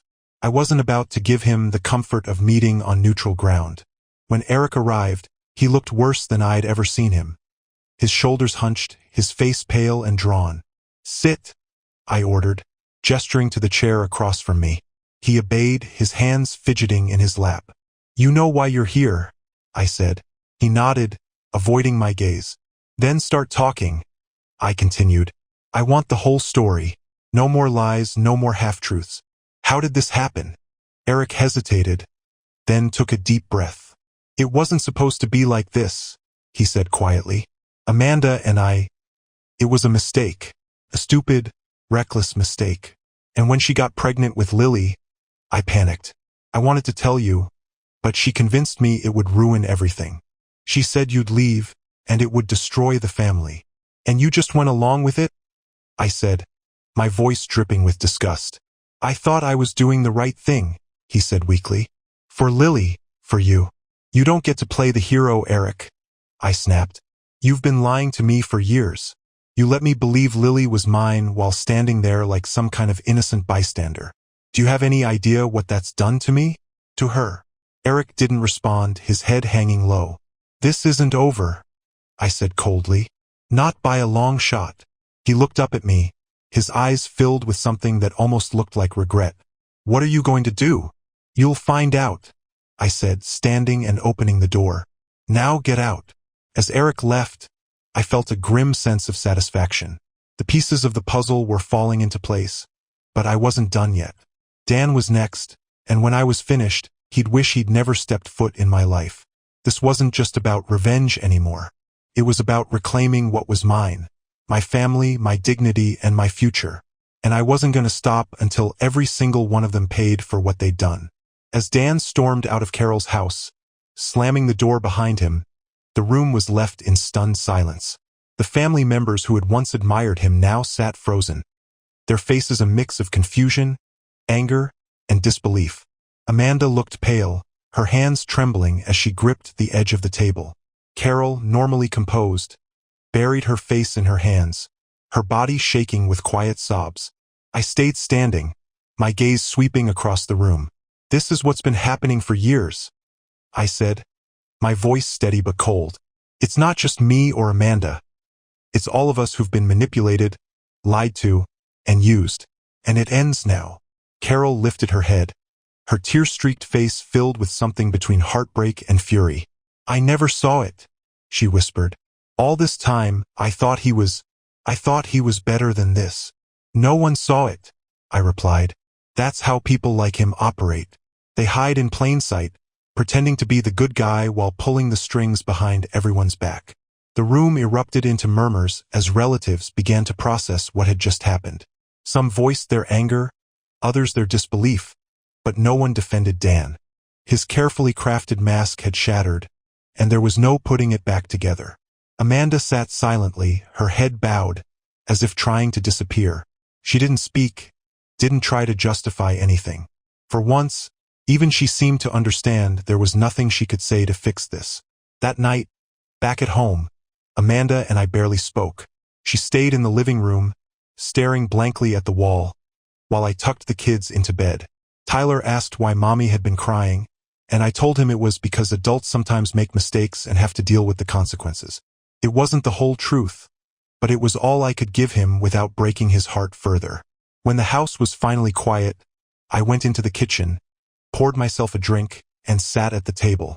Amanda eventually joined me, her eyes red and swollen from crying. "Josh," she started, her voice hoarse. "I didn't know it would get this bad." "It got this bad the moment you decided to lie," I said flatly, not looking at her. "You think tonight was bad? This is just the start." Her lip quivered, but she held back the tears. "What happens now?" "Now?" I set my glass down and finally met her gaze. "Now I file for divorce. I fight for full custody of the kids. And I make damn sure Dan never comes near this family again." She nodded slowly, as if she'd expected this. "And what about me?" "That's up to you," I said, my voice cold. "You've burned every bridge you had.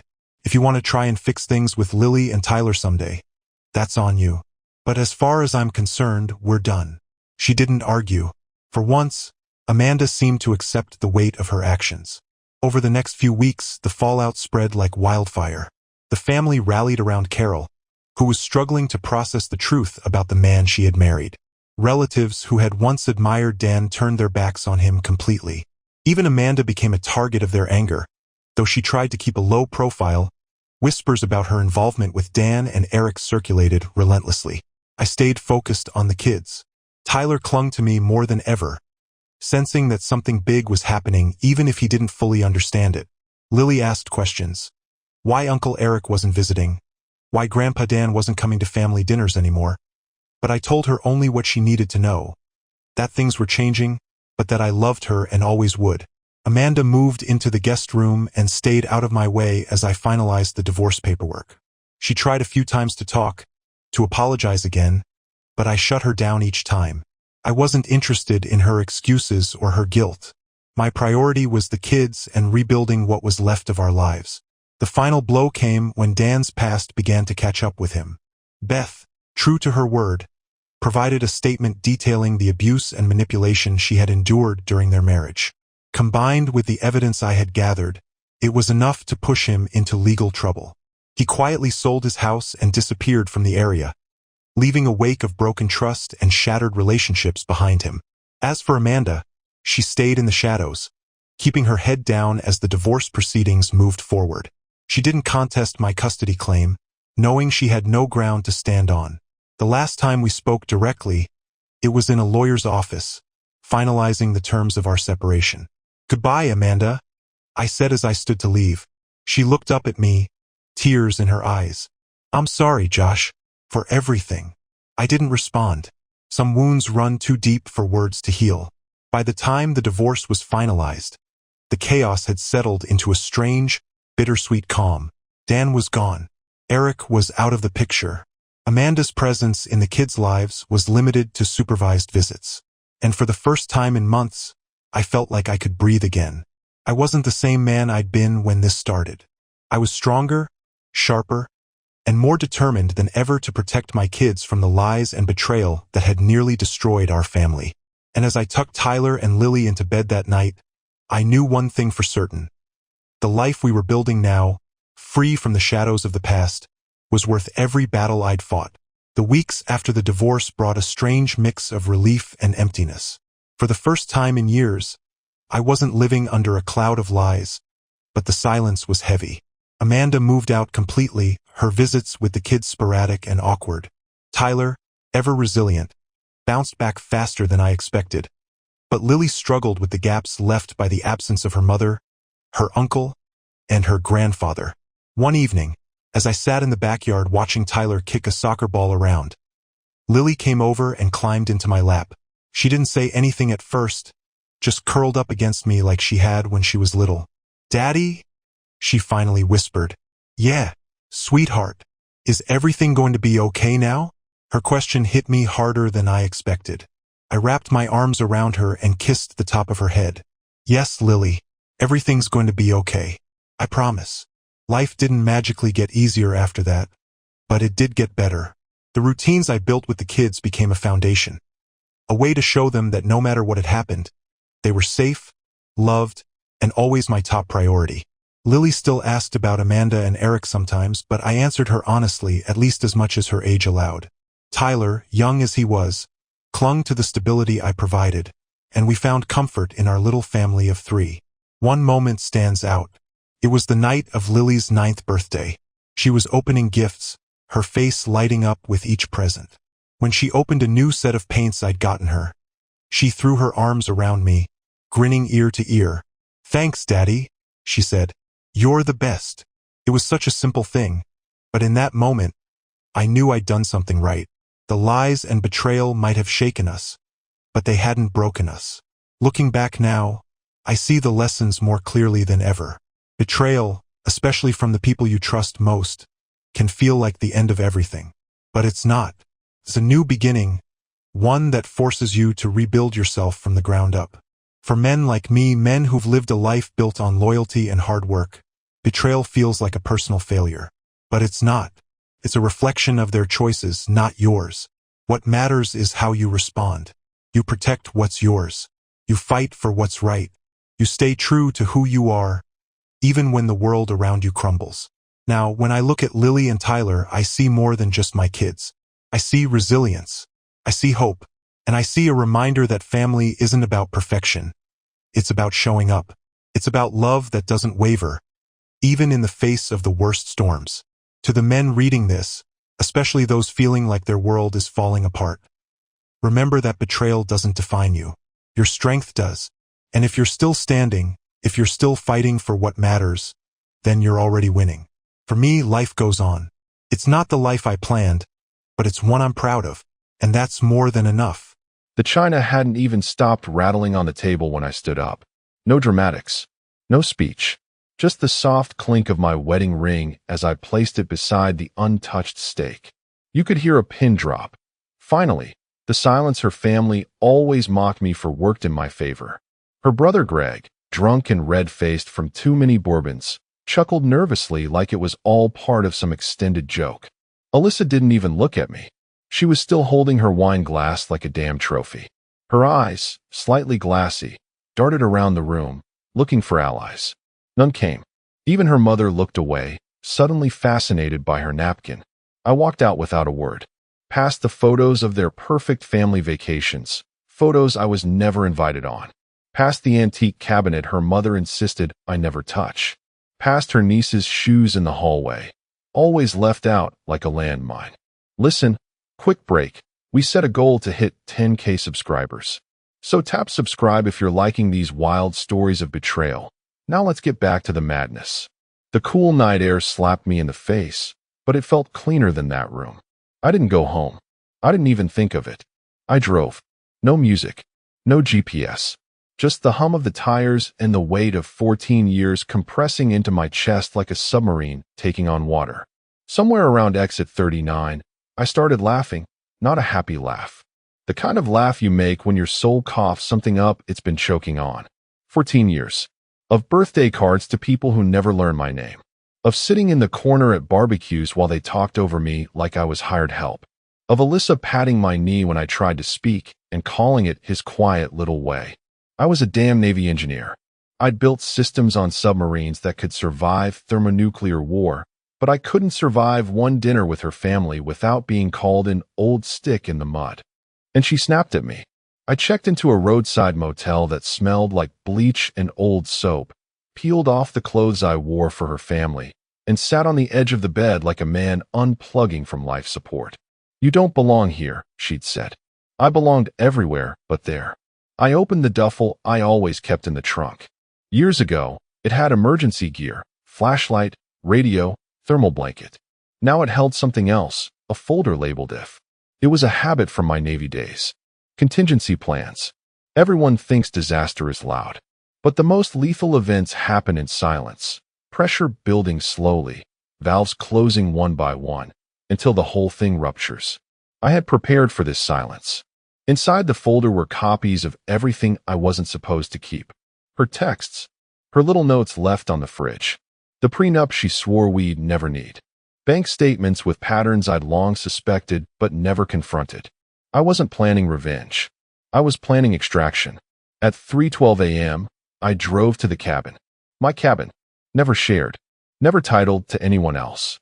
40 miles outside the city in the woods, built with my hands before I even met her. The gate still creaked.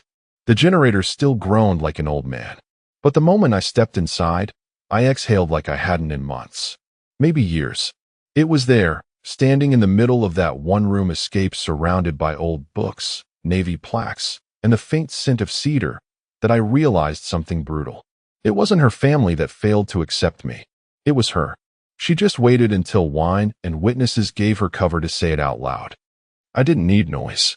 What I needed was paper. I sat on the edge of that hotel bed, cheap linens, a buzzing fridge, and one crooked lamp that blinked like it had seen too much. And maybe it had. Because in that room, I didn't mourn. I organized. I didn't rage. I planned. The laptop groaned as it booted up, the same one Alyssa used to laugh at, said it was a relic. But that relic held a vault she never thought to check. First, I opened a folder called Gifts. I had started it back in 2015 out of habit. Not because I suspected anything, But because Navy protocol teaches you one thing above all, document everything. And so I had every gift to her family, from her dad's antique watch I restored and paid $3,200 for, to the $900 air fryer her sister just had to have. The invoices were still in my email. I screenshotted each one and dropped them into a new folder, line items of loyalty. Then I moved to the accounts. Not just our joint ones. The ones she thought were joint. The truth was, I'd never fully trusted Alyssa's financial literacy, especially after I caught her transferring $6,000 to her brother's business without so much as a heads up. So I built safeguards, backdoors, layers of protection she didn't even notice. My name stayed on the deed. Her access was monitored. The accounts were mirrored in a private dashboard only I could see. I documented each movement she made over the past 18 months. There were anomalies. Transfers that didn't match our budget. Spikes in grocery spending when she was supposedly out of town. A new credit card I'd never heard of. Next came the voice memos. She never knew I recorded them. Couples therapy, 3 years ago. The therapist said it helped to capture thoughts between sessions. So I did. For her. For me. But I kept the ones where her mask slipped. The one where she muttered, "I don't even know why I married a man who lives like he's already dead." Or the one where she said she envied her sister's life because at least he's exciting. Those got moved into a new folder, resignation letters. But the file that stung the most, the one I opened and stared at for a full 5 minutes without breathing, was a photo. Christmas, 3 years ago. I had just given her mother a necklace she couldn't afford, and her brother the Bluetooth speakers he'd been dreaming about. Everyone smiling. Except me. I looked like the furniture. Polished. Present. Ignored. I renamed that file, Exhibit A, Ghost in the Picture. By 2:30 a.m., I had over 47 files neatly labeled. Each one a stitch in a pattern I'd always felt but never traced. I wasn't documenting a marriage anymore. I was drafting a technical manual on how to dismantle one. There was no goodbye letter. No dramatic video message. No, you'll regret this speech. What I left behind wasn't an explanation. It was architecture. The last file I created was a simple spreadsheet titled Withdrawal Protocol, Phase 1. It had 3 tabs, Accounts, Assets, and Contingencies. By 4:15, I closed the laptop. Not slammed. Not sighed. Just clicked it shut. Alyssa would wake up to silence. But inside that silence was a machine, and every part of it was already moving. The morning sun scraped across the windshield like it was trying to wake me up from a bad dream. Except I wasn't asleep. I was wide awake. 3 hours north, winding through pines and empty county roads, the world got quieter with every mile I put between myself and the dinner table I was exiled from. My phone buzzed the first time around 7:13 a.m. Alyssa, are you okay? Buzzed again at 7:32. Alyssa, seriously, where are you? Then again, and again. The text stacked up like junk mail. By 9 a.m., she'd shifted gears. Alyssa, you're being childish. Alyssa, you left without saying anything. That's not fair. The irony made me laugh out loud, alone, somewhere past a broken road sign with bullet holes punched through the word welcome. You don't belong here, she'd screamed. Now she wanted fairness? By noon, the voicemail started. You were out of line, her voice snapped. My family was just joking. You can't take a joke now? Another. Just come back and talk. Don't blow this up over nothing. Nothing. 14 years, and she called it nothing. I turned the phone off. The cabin door creaked when I pushed it open. Dust on the windowsills, faint smell of wood smoke and mothballs. I hadn't been here in months, but it was mine. Entirely. The title never touched by her name, the utilities on autopay from a separate account, the spare key buried under a fake rock she never knew existed. Here, I didn't need to ask permission to breathe. I set my bag down by the fireplace and went to the shelf behind the old coat rack. Pulled down the small digital recorder I'd kept since therapy started, same model I used back in Naval Project debriefs. I clicked play on the one marked Session 12, Raw Thoughts. Her voice flickered to life in that hollow wooden room. I mean, he's not exciting, but he's useful. He's stable. Stable is safe. Click. Another one. Session 18, Post-Argument. Sometimes I think it's settled, but I tell myself I made a smart choice. He'll never leave. That's the point. Click. My hands didn't tremble from heartbreak. They shook from something sharper, like a soldier realizing the enemy had been inside the wire the whole time. I stared into the dead fireplace and saw it all laid out. She didn't marry me because she loved me. She married me because I was safe, a financial cushion in a house she never wanted to build, with a man she never respected, but depended on. I was a retirement plan with a pulse, and I had let her. Every family event I attended like a ghost. Every eye roll she ignored. Every sarcastic jab from her brother that she laughed along with instead of pushing back. I'd let them happen because I thought being the bigger man meant staying quiet. But sometimes the bigger man is the one who finally walks out the damn door and doesn't come back. I poured myself a glass of bourbon and sat near the fire pit, still cold but waiting. The wind howled outside. My phone, off. My heart, silent. And in that stillness came a thought so sharp it could cut steel. They weren't waiting for me because they missed me. They were waiting because they assumed I'd crawl back. Like always. Only this time, there wasn't a single part of me left behind to return. I arrived at Mitchell's office just before noon. Old brick building, no elevator, no receptionist.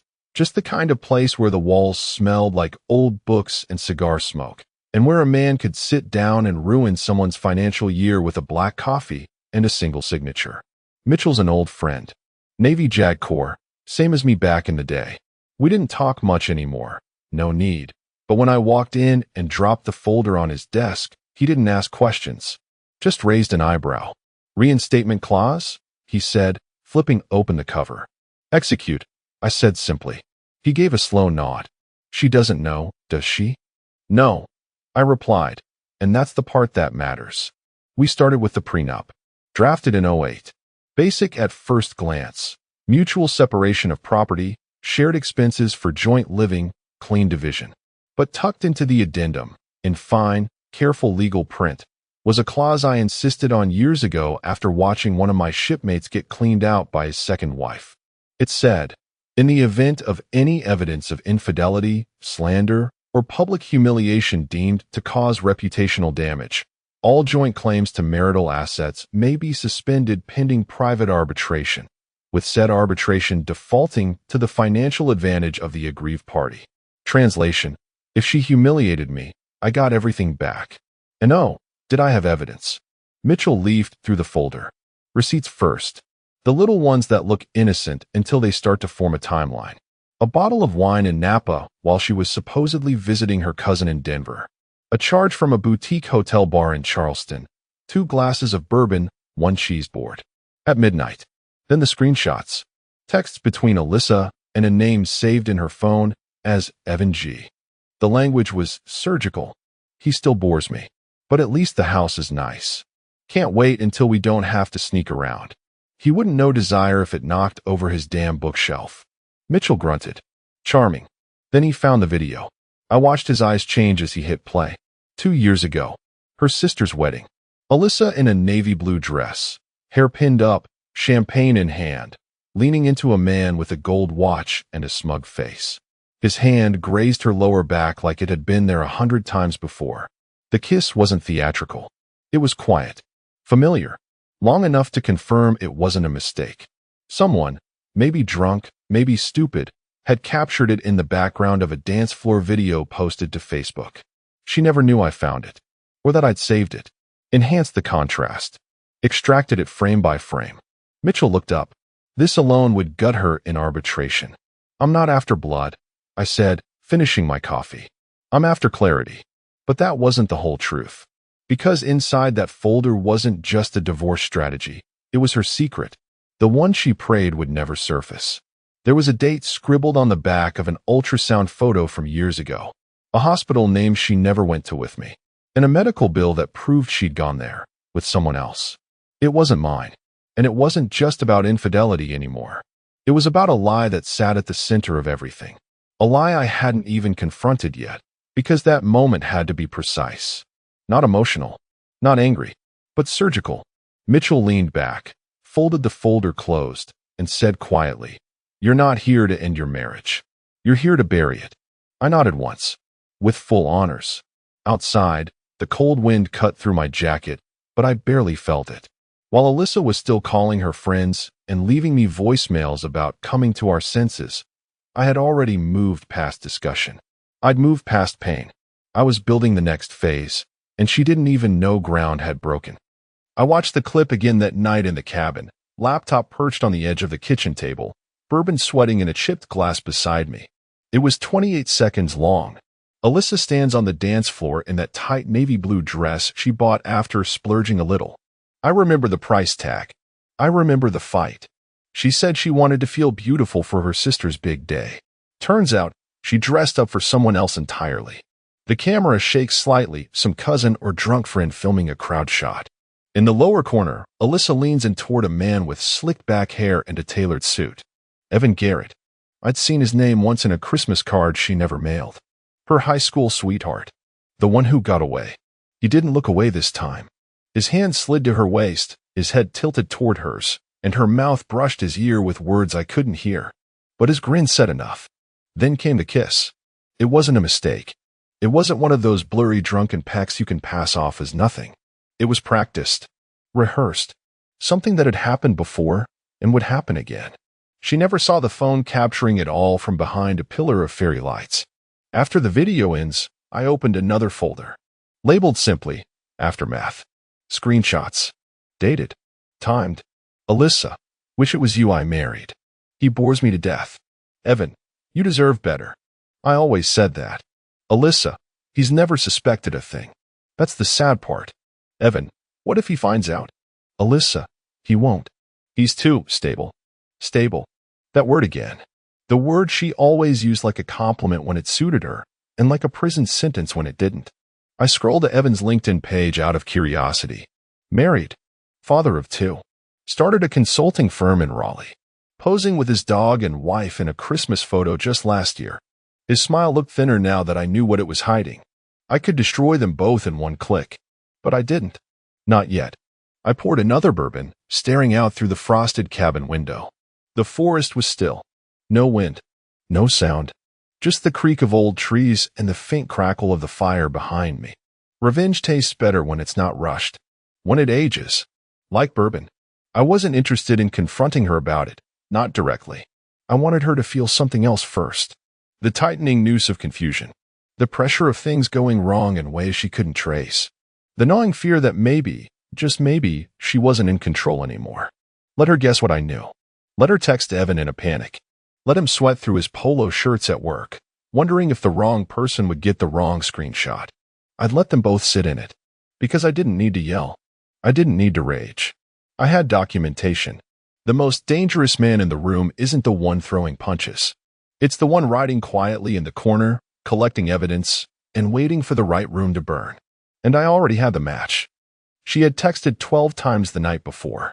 6 voicemails, each one a shade darker than the last. First confused, then irritated, then teetering on that edge where guilt tries to dress up like concern. But I waited. Waited until morning. Waited until the coffee in the cabin percolated slowly, filling the air with the smell of deliberate calm. Waited until I could hear birds again. Then I opened my laptop, selected the file I prepped the night before, and hit send. Subject line, Alyssa, account update. No greeting. No explanation. No pleasantries.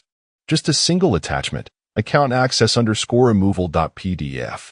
Inside, a notarized petition removing her from all joint access to our savings, our equity line, our investment accounts. It was signed, timestamped, and already processed.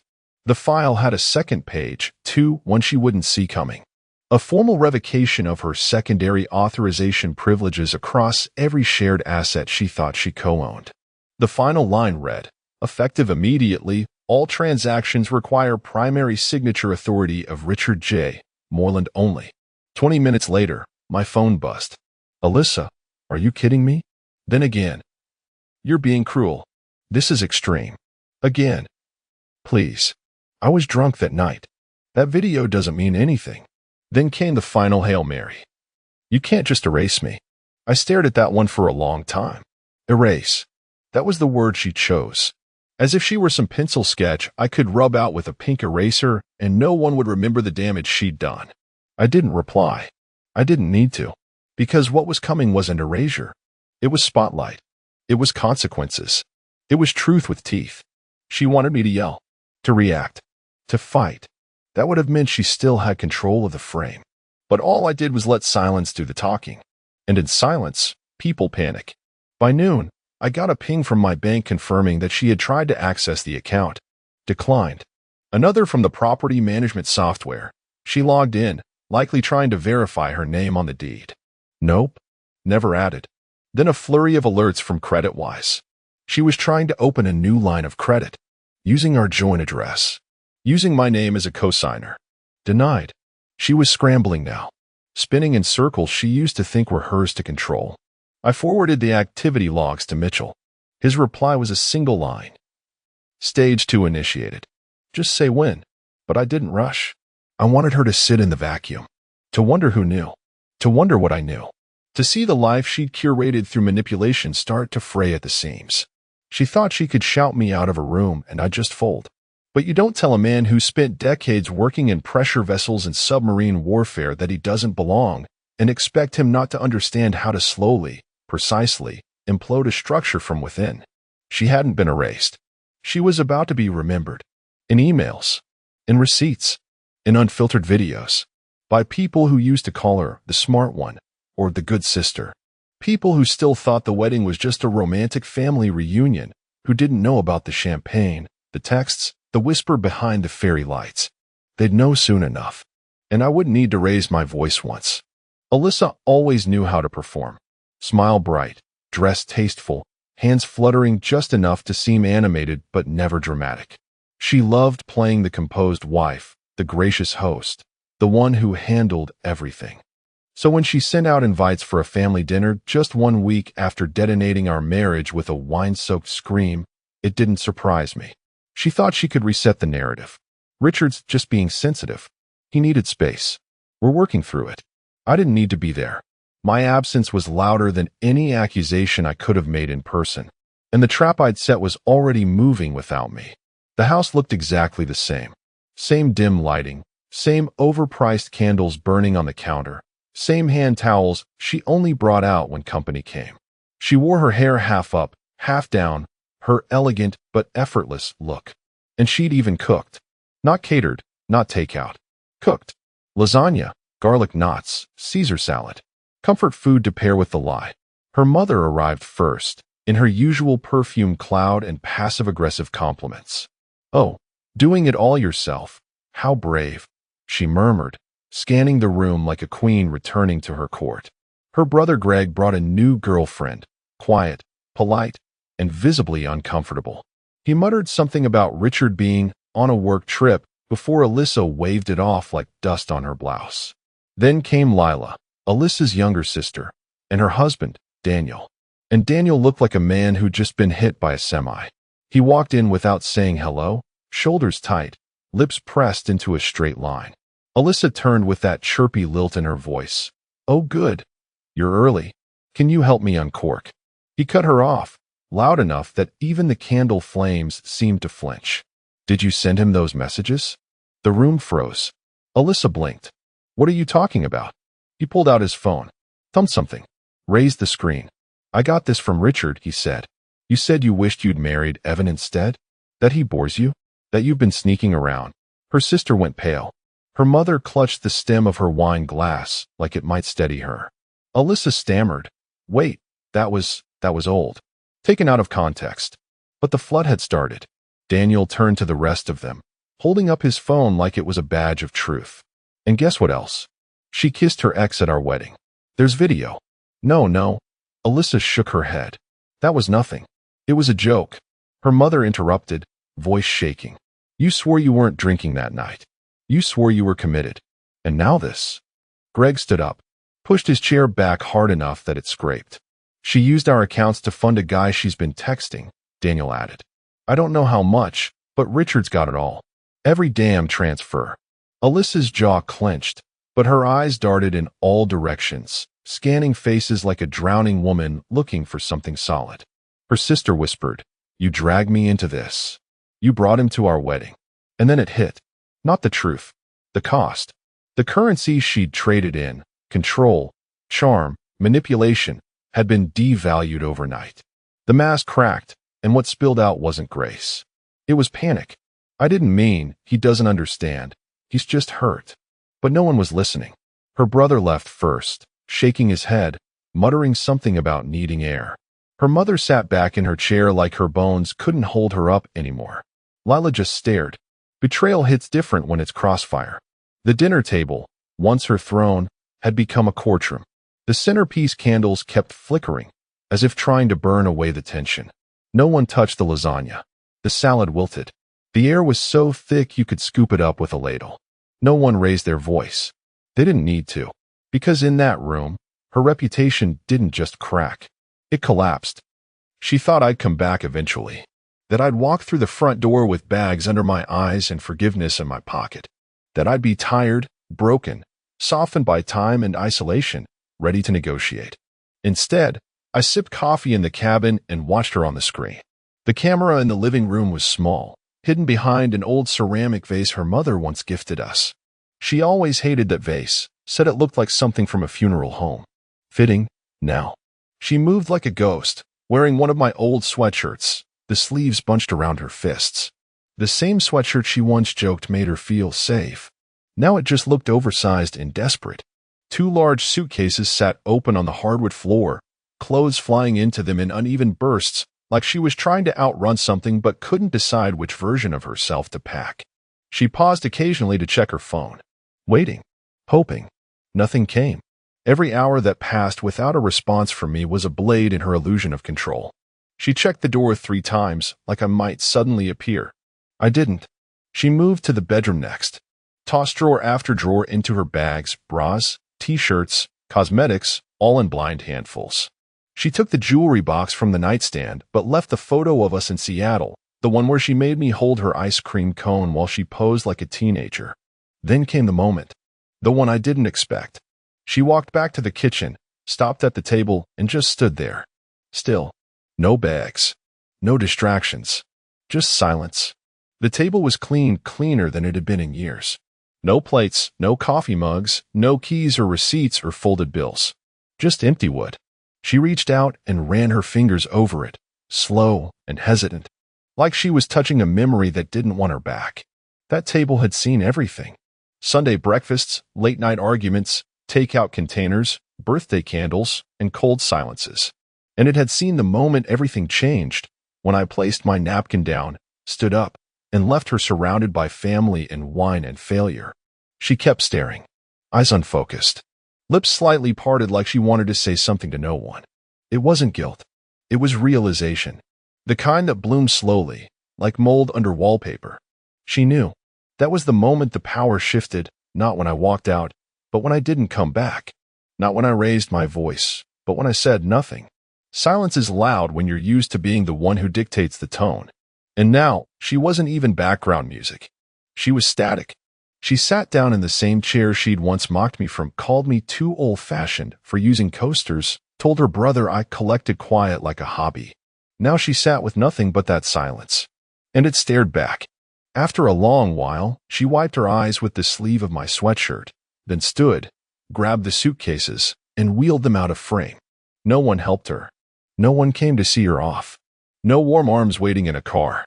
Just the dull clunk of wheels over tile. I let the feed roll for another 20 minutes. Nothing moved. No apology text arrived. No Hail Mary email. Just one broken woman, vanishing into her own consequences. And me? I closed the laptop, walked outside into the crisp air, and chopped wood until the sun fell behind the trees, until my muscles ached and my hands felt like mine again. Because sometimes the cleanest revenge isn't destruction. It's absence. The gravel crunched louder than usual that day. Around 4:47 p.m., I heard it, the tires crawling up the cabin's narrow path like they didn't want to be there either. It was the kind of approach that hesitates at every curve, the kind that hopes for a reason to turn back, but finds none. I didn't look through the window, didn't check the feed. I just sat in the armchair by the fire, waiting. Not for her, no. For the moment. The inevitable descent of everything she had pretended was still intact. The knock came soft at first. Then again, louder. 3 short raps like a code. I opened the door. And there she was. Mascara down her cheeks, lipstick rubbed off at the corners, hair pulled back in a loose tie that looked like it hadn't been redone since she left the house. She wore a coat that didn't suit the weather, too thin for the mountain chill. Maybe she thought this would be quick. Maybe she thought I'd pull her inside, wrap her in a blanket, hand her cocoa like a goddamn Hallmark movie. Instead, I just stood there. She blinked hard. Swallowed. I get it now, she said. Voice cracked. I understand what I did. What they did. My family, they say things. Stupid things. Things they don't mean. I said nothing. She kept going. You were the only one who ever showed up for me. The only one who didn't care what they thought. You loved me when I didn't deserve it. She paused. Tried to gauge my expression. There was nothing there for her to grab onto. I didn't mean what I said. She whispered. You're all I have left. I nodded once, then stepped back, not to invite her in, but to reach behind the door. When I returned, I handed her a plain manila envelope. No name on it. No ribbon. No note. No dramatic postscript. Just finality. She hesitated, like it might be a trick, then pulled the tab. Inside, finalized divorce papers. Signatures already done. My signature, my lawyer's. All that remained was hers. She pulled out the cover sheet. Read the title. Her lips parted. A shallow breath escaped like a balloon losing air. Her knees buckled. She sat right there on the porch, legs folded awkwardly beneath her like a child who didn't know how to fall properly. One hand pressed against her mouth. The other gripped the envelope like it might tear her back into our life if she held tight enough. She shook her head. No, Richard. Please. We can fix this. We can talk. I'll go to counseling again. I'll tell them the truth. You don't have to do this. She reached for my hand. I stepped back. Her eyes pleaded. Don't shut me out. I looked at her one last time and saw it. Finally saw it. Not the woman I married, but the architect of a house built on convenience and control. She'd mistaken silence for surrender, patience for permission, and loyalty for weakness. And now, with the porch light glowing above her like some courtroom spotlight, she realized the verdict had already been read. I closed the door. No slam. No theatrics. Just a soft, final click. The envelope came on a Monday. No return address. Just my name, in her handwriting round, careful, the way she used to write thank you notes to my mother before we stopped visiting. I didn't open it at first. I set it on the kitchen table. Let it sit there like a dead bird at the doorstep. I brewed my coffee, stacked some wood, and stared at it between sips like it might disappear if ignored long enough. But it didn't. Around dusk, I opened it. One sheet of paper. No perfumed stationery, no tear stains, no lipstick print. Just a single sentence scribbled in black ink, shaky, like her hand couldn't decide if it wanted to ask or beg. Tell me, was I ever enough for you? No anger. No accusation. Just hollow desperation, as if the question had been echoing in her head for weeks and she couldn't carry it anymore. I sat with it. Not for minutes. For hours. Let the fire die down. Let the cold settle in the floorboards. Let the question hang in the air like smoke from a long-extinguished match. Then I stood up. Went to the drawer near the sink where I kept pens and paper, next to the manuals for the generator and the emergency candles. Took out a fresh sheet. No envelope. No fuss. Just white space. I wrote one line. Enough, until you weren't. No signature. No date. No need. I walked over to the camera in the kitchen, the same one that caught her pacing weeks ago, packing like a woman fleeing a crime scene, and propped the paper up against a mug. The angle was perfect. No need to zoom. No caption necessary. I walked outside into the chilled air, took one last look at the cabin window from the yard, then pulled out my phone. Opened the app. Clicked disable all feeds. The screen went black. That was it. Not a slam. Not a fire. Not a spectacle. Just one quiet sentence on a table where a marriage ended and a man remembered who he used to be. For good.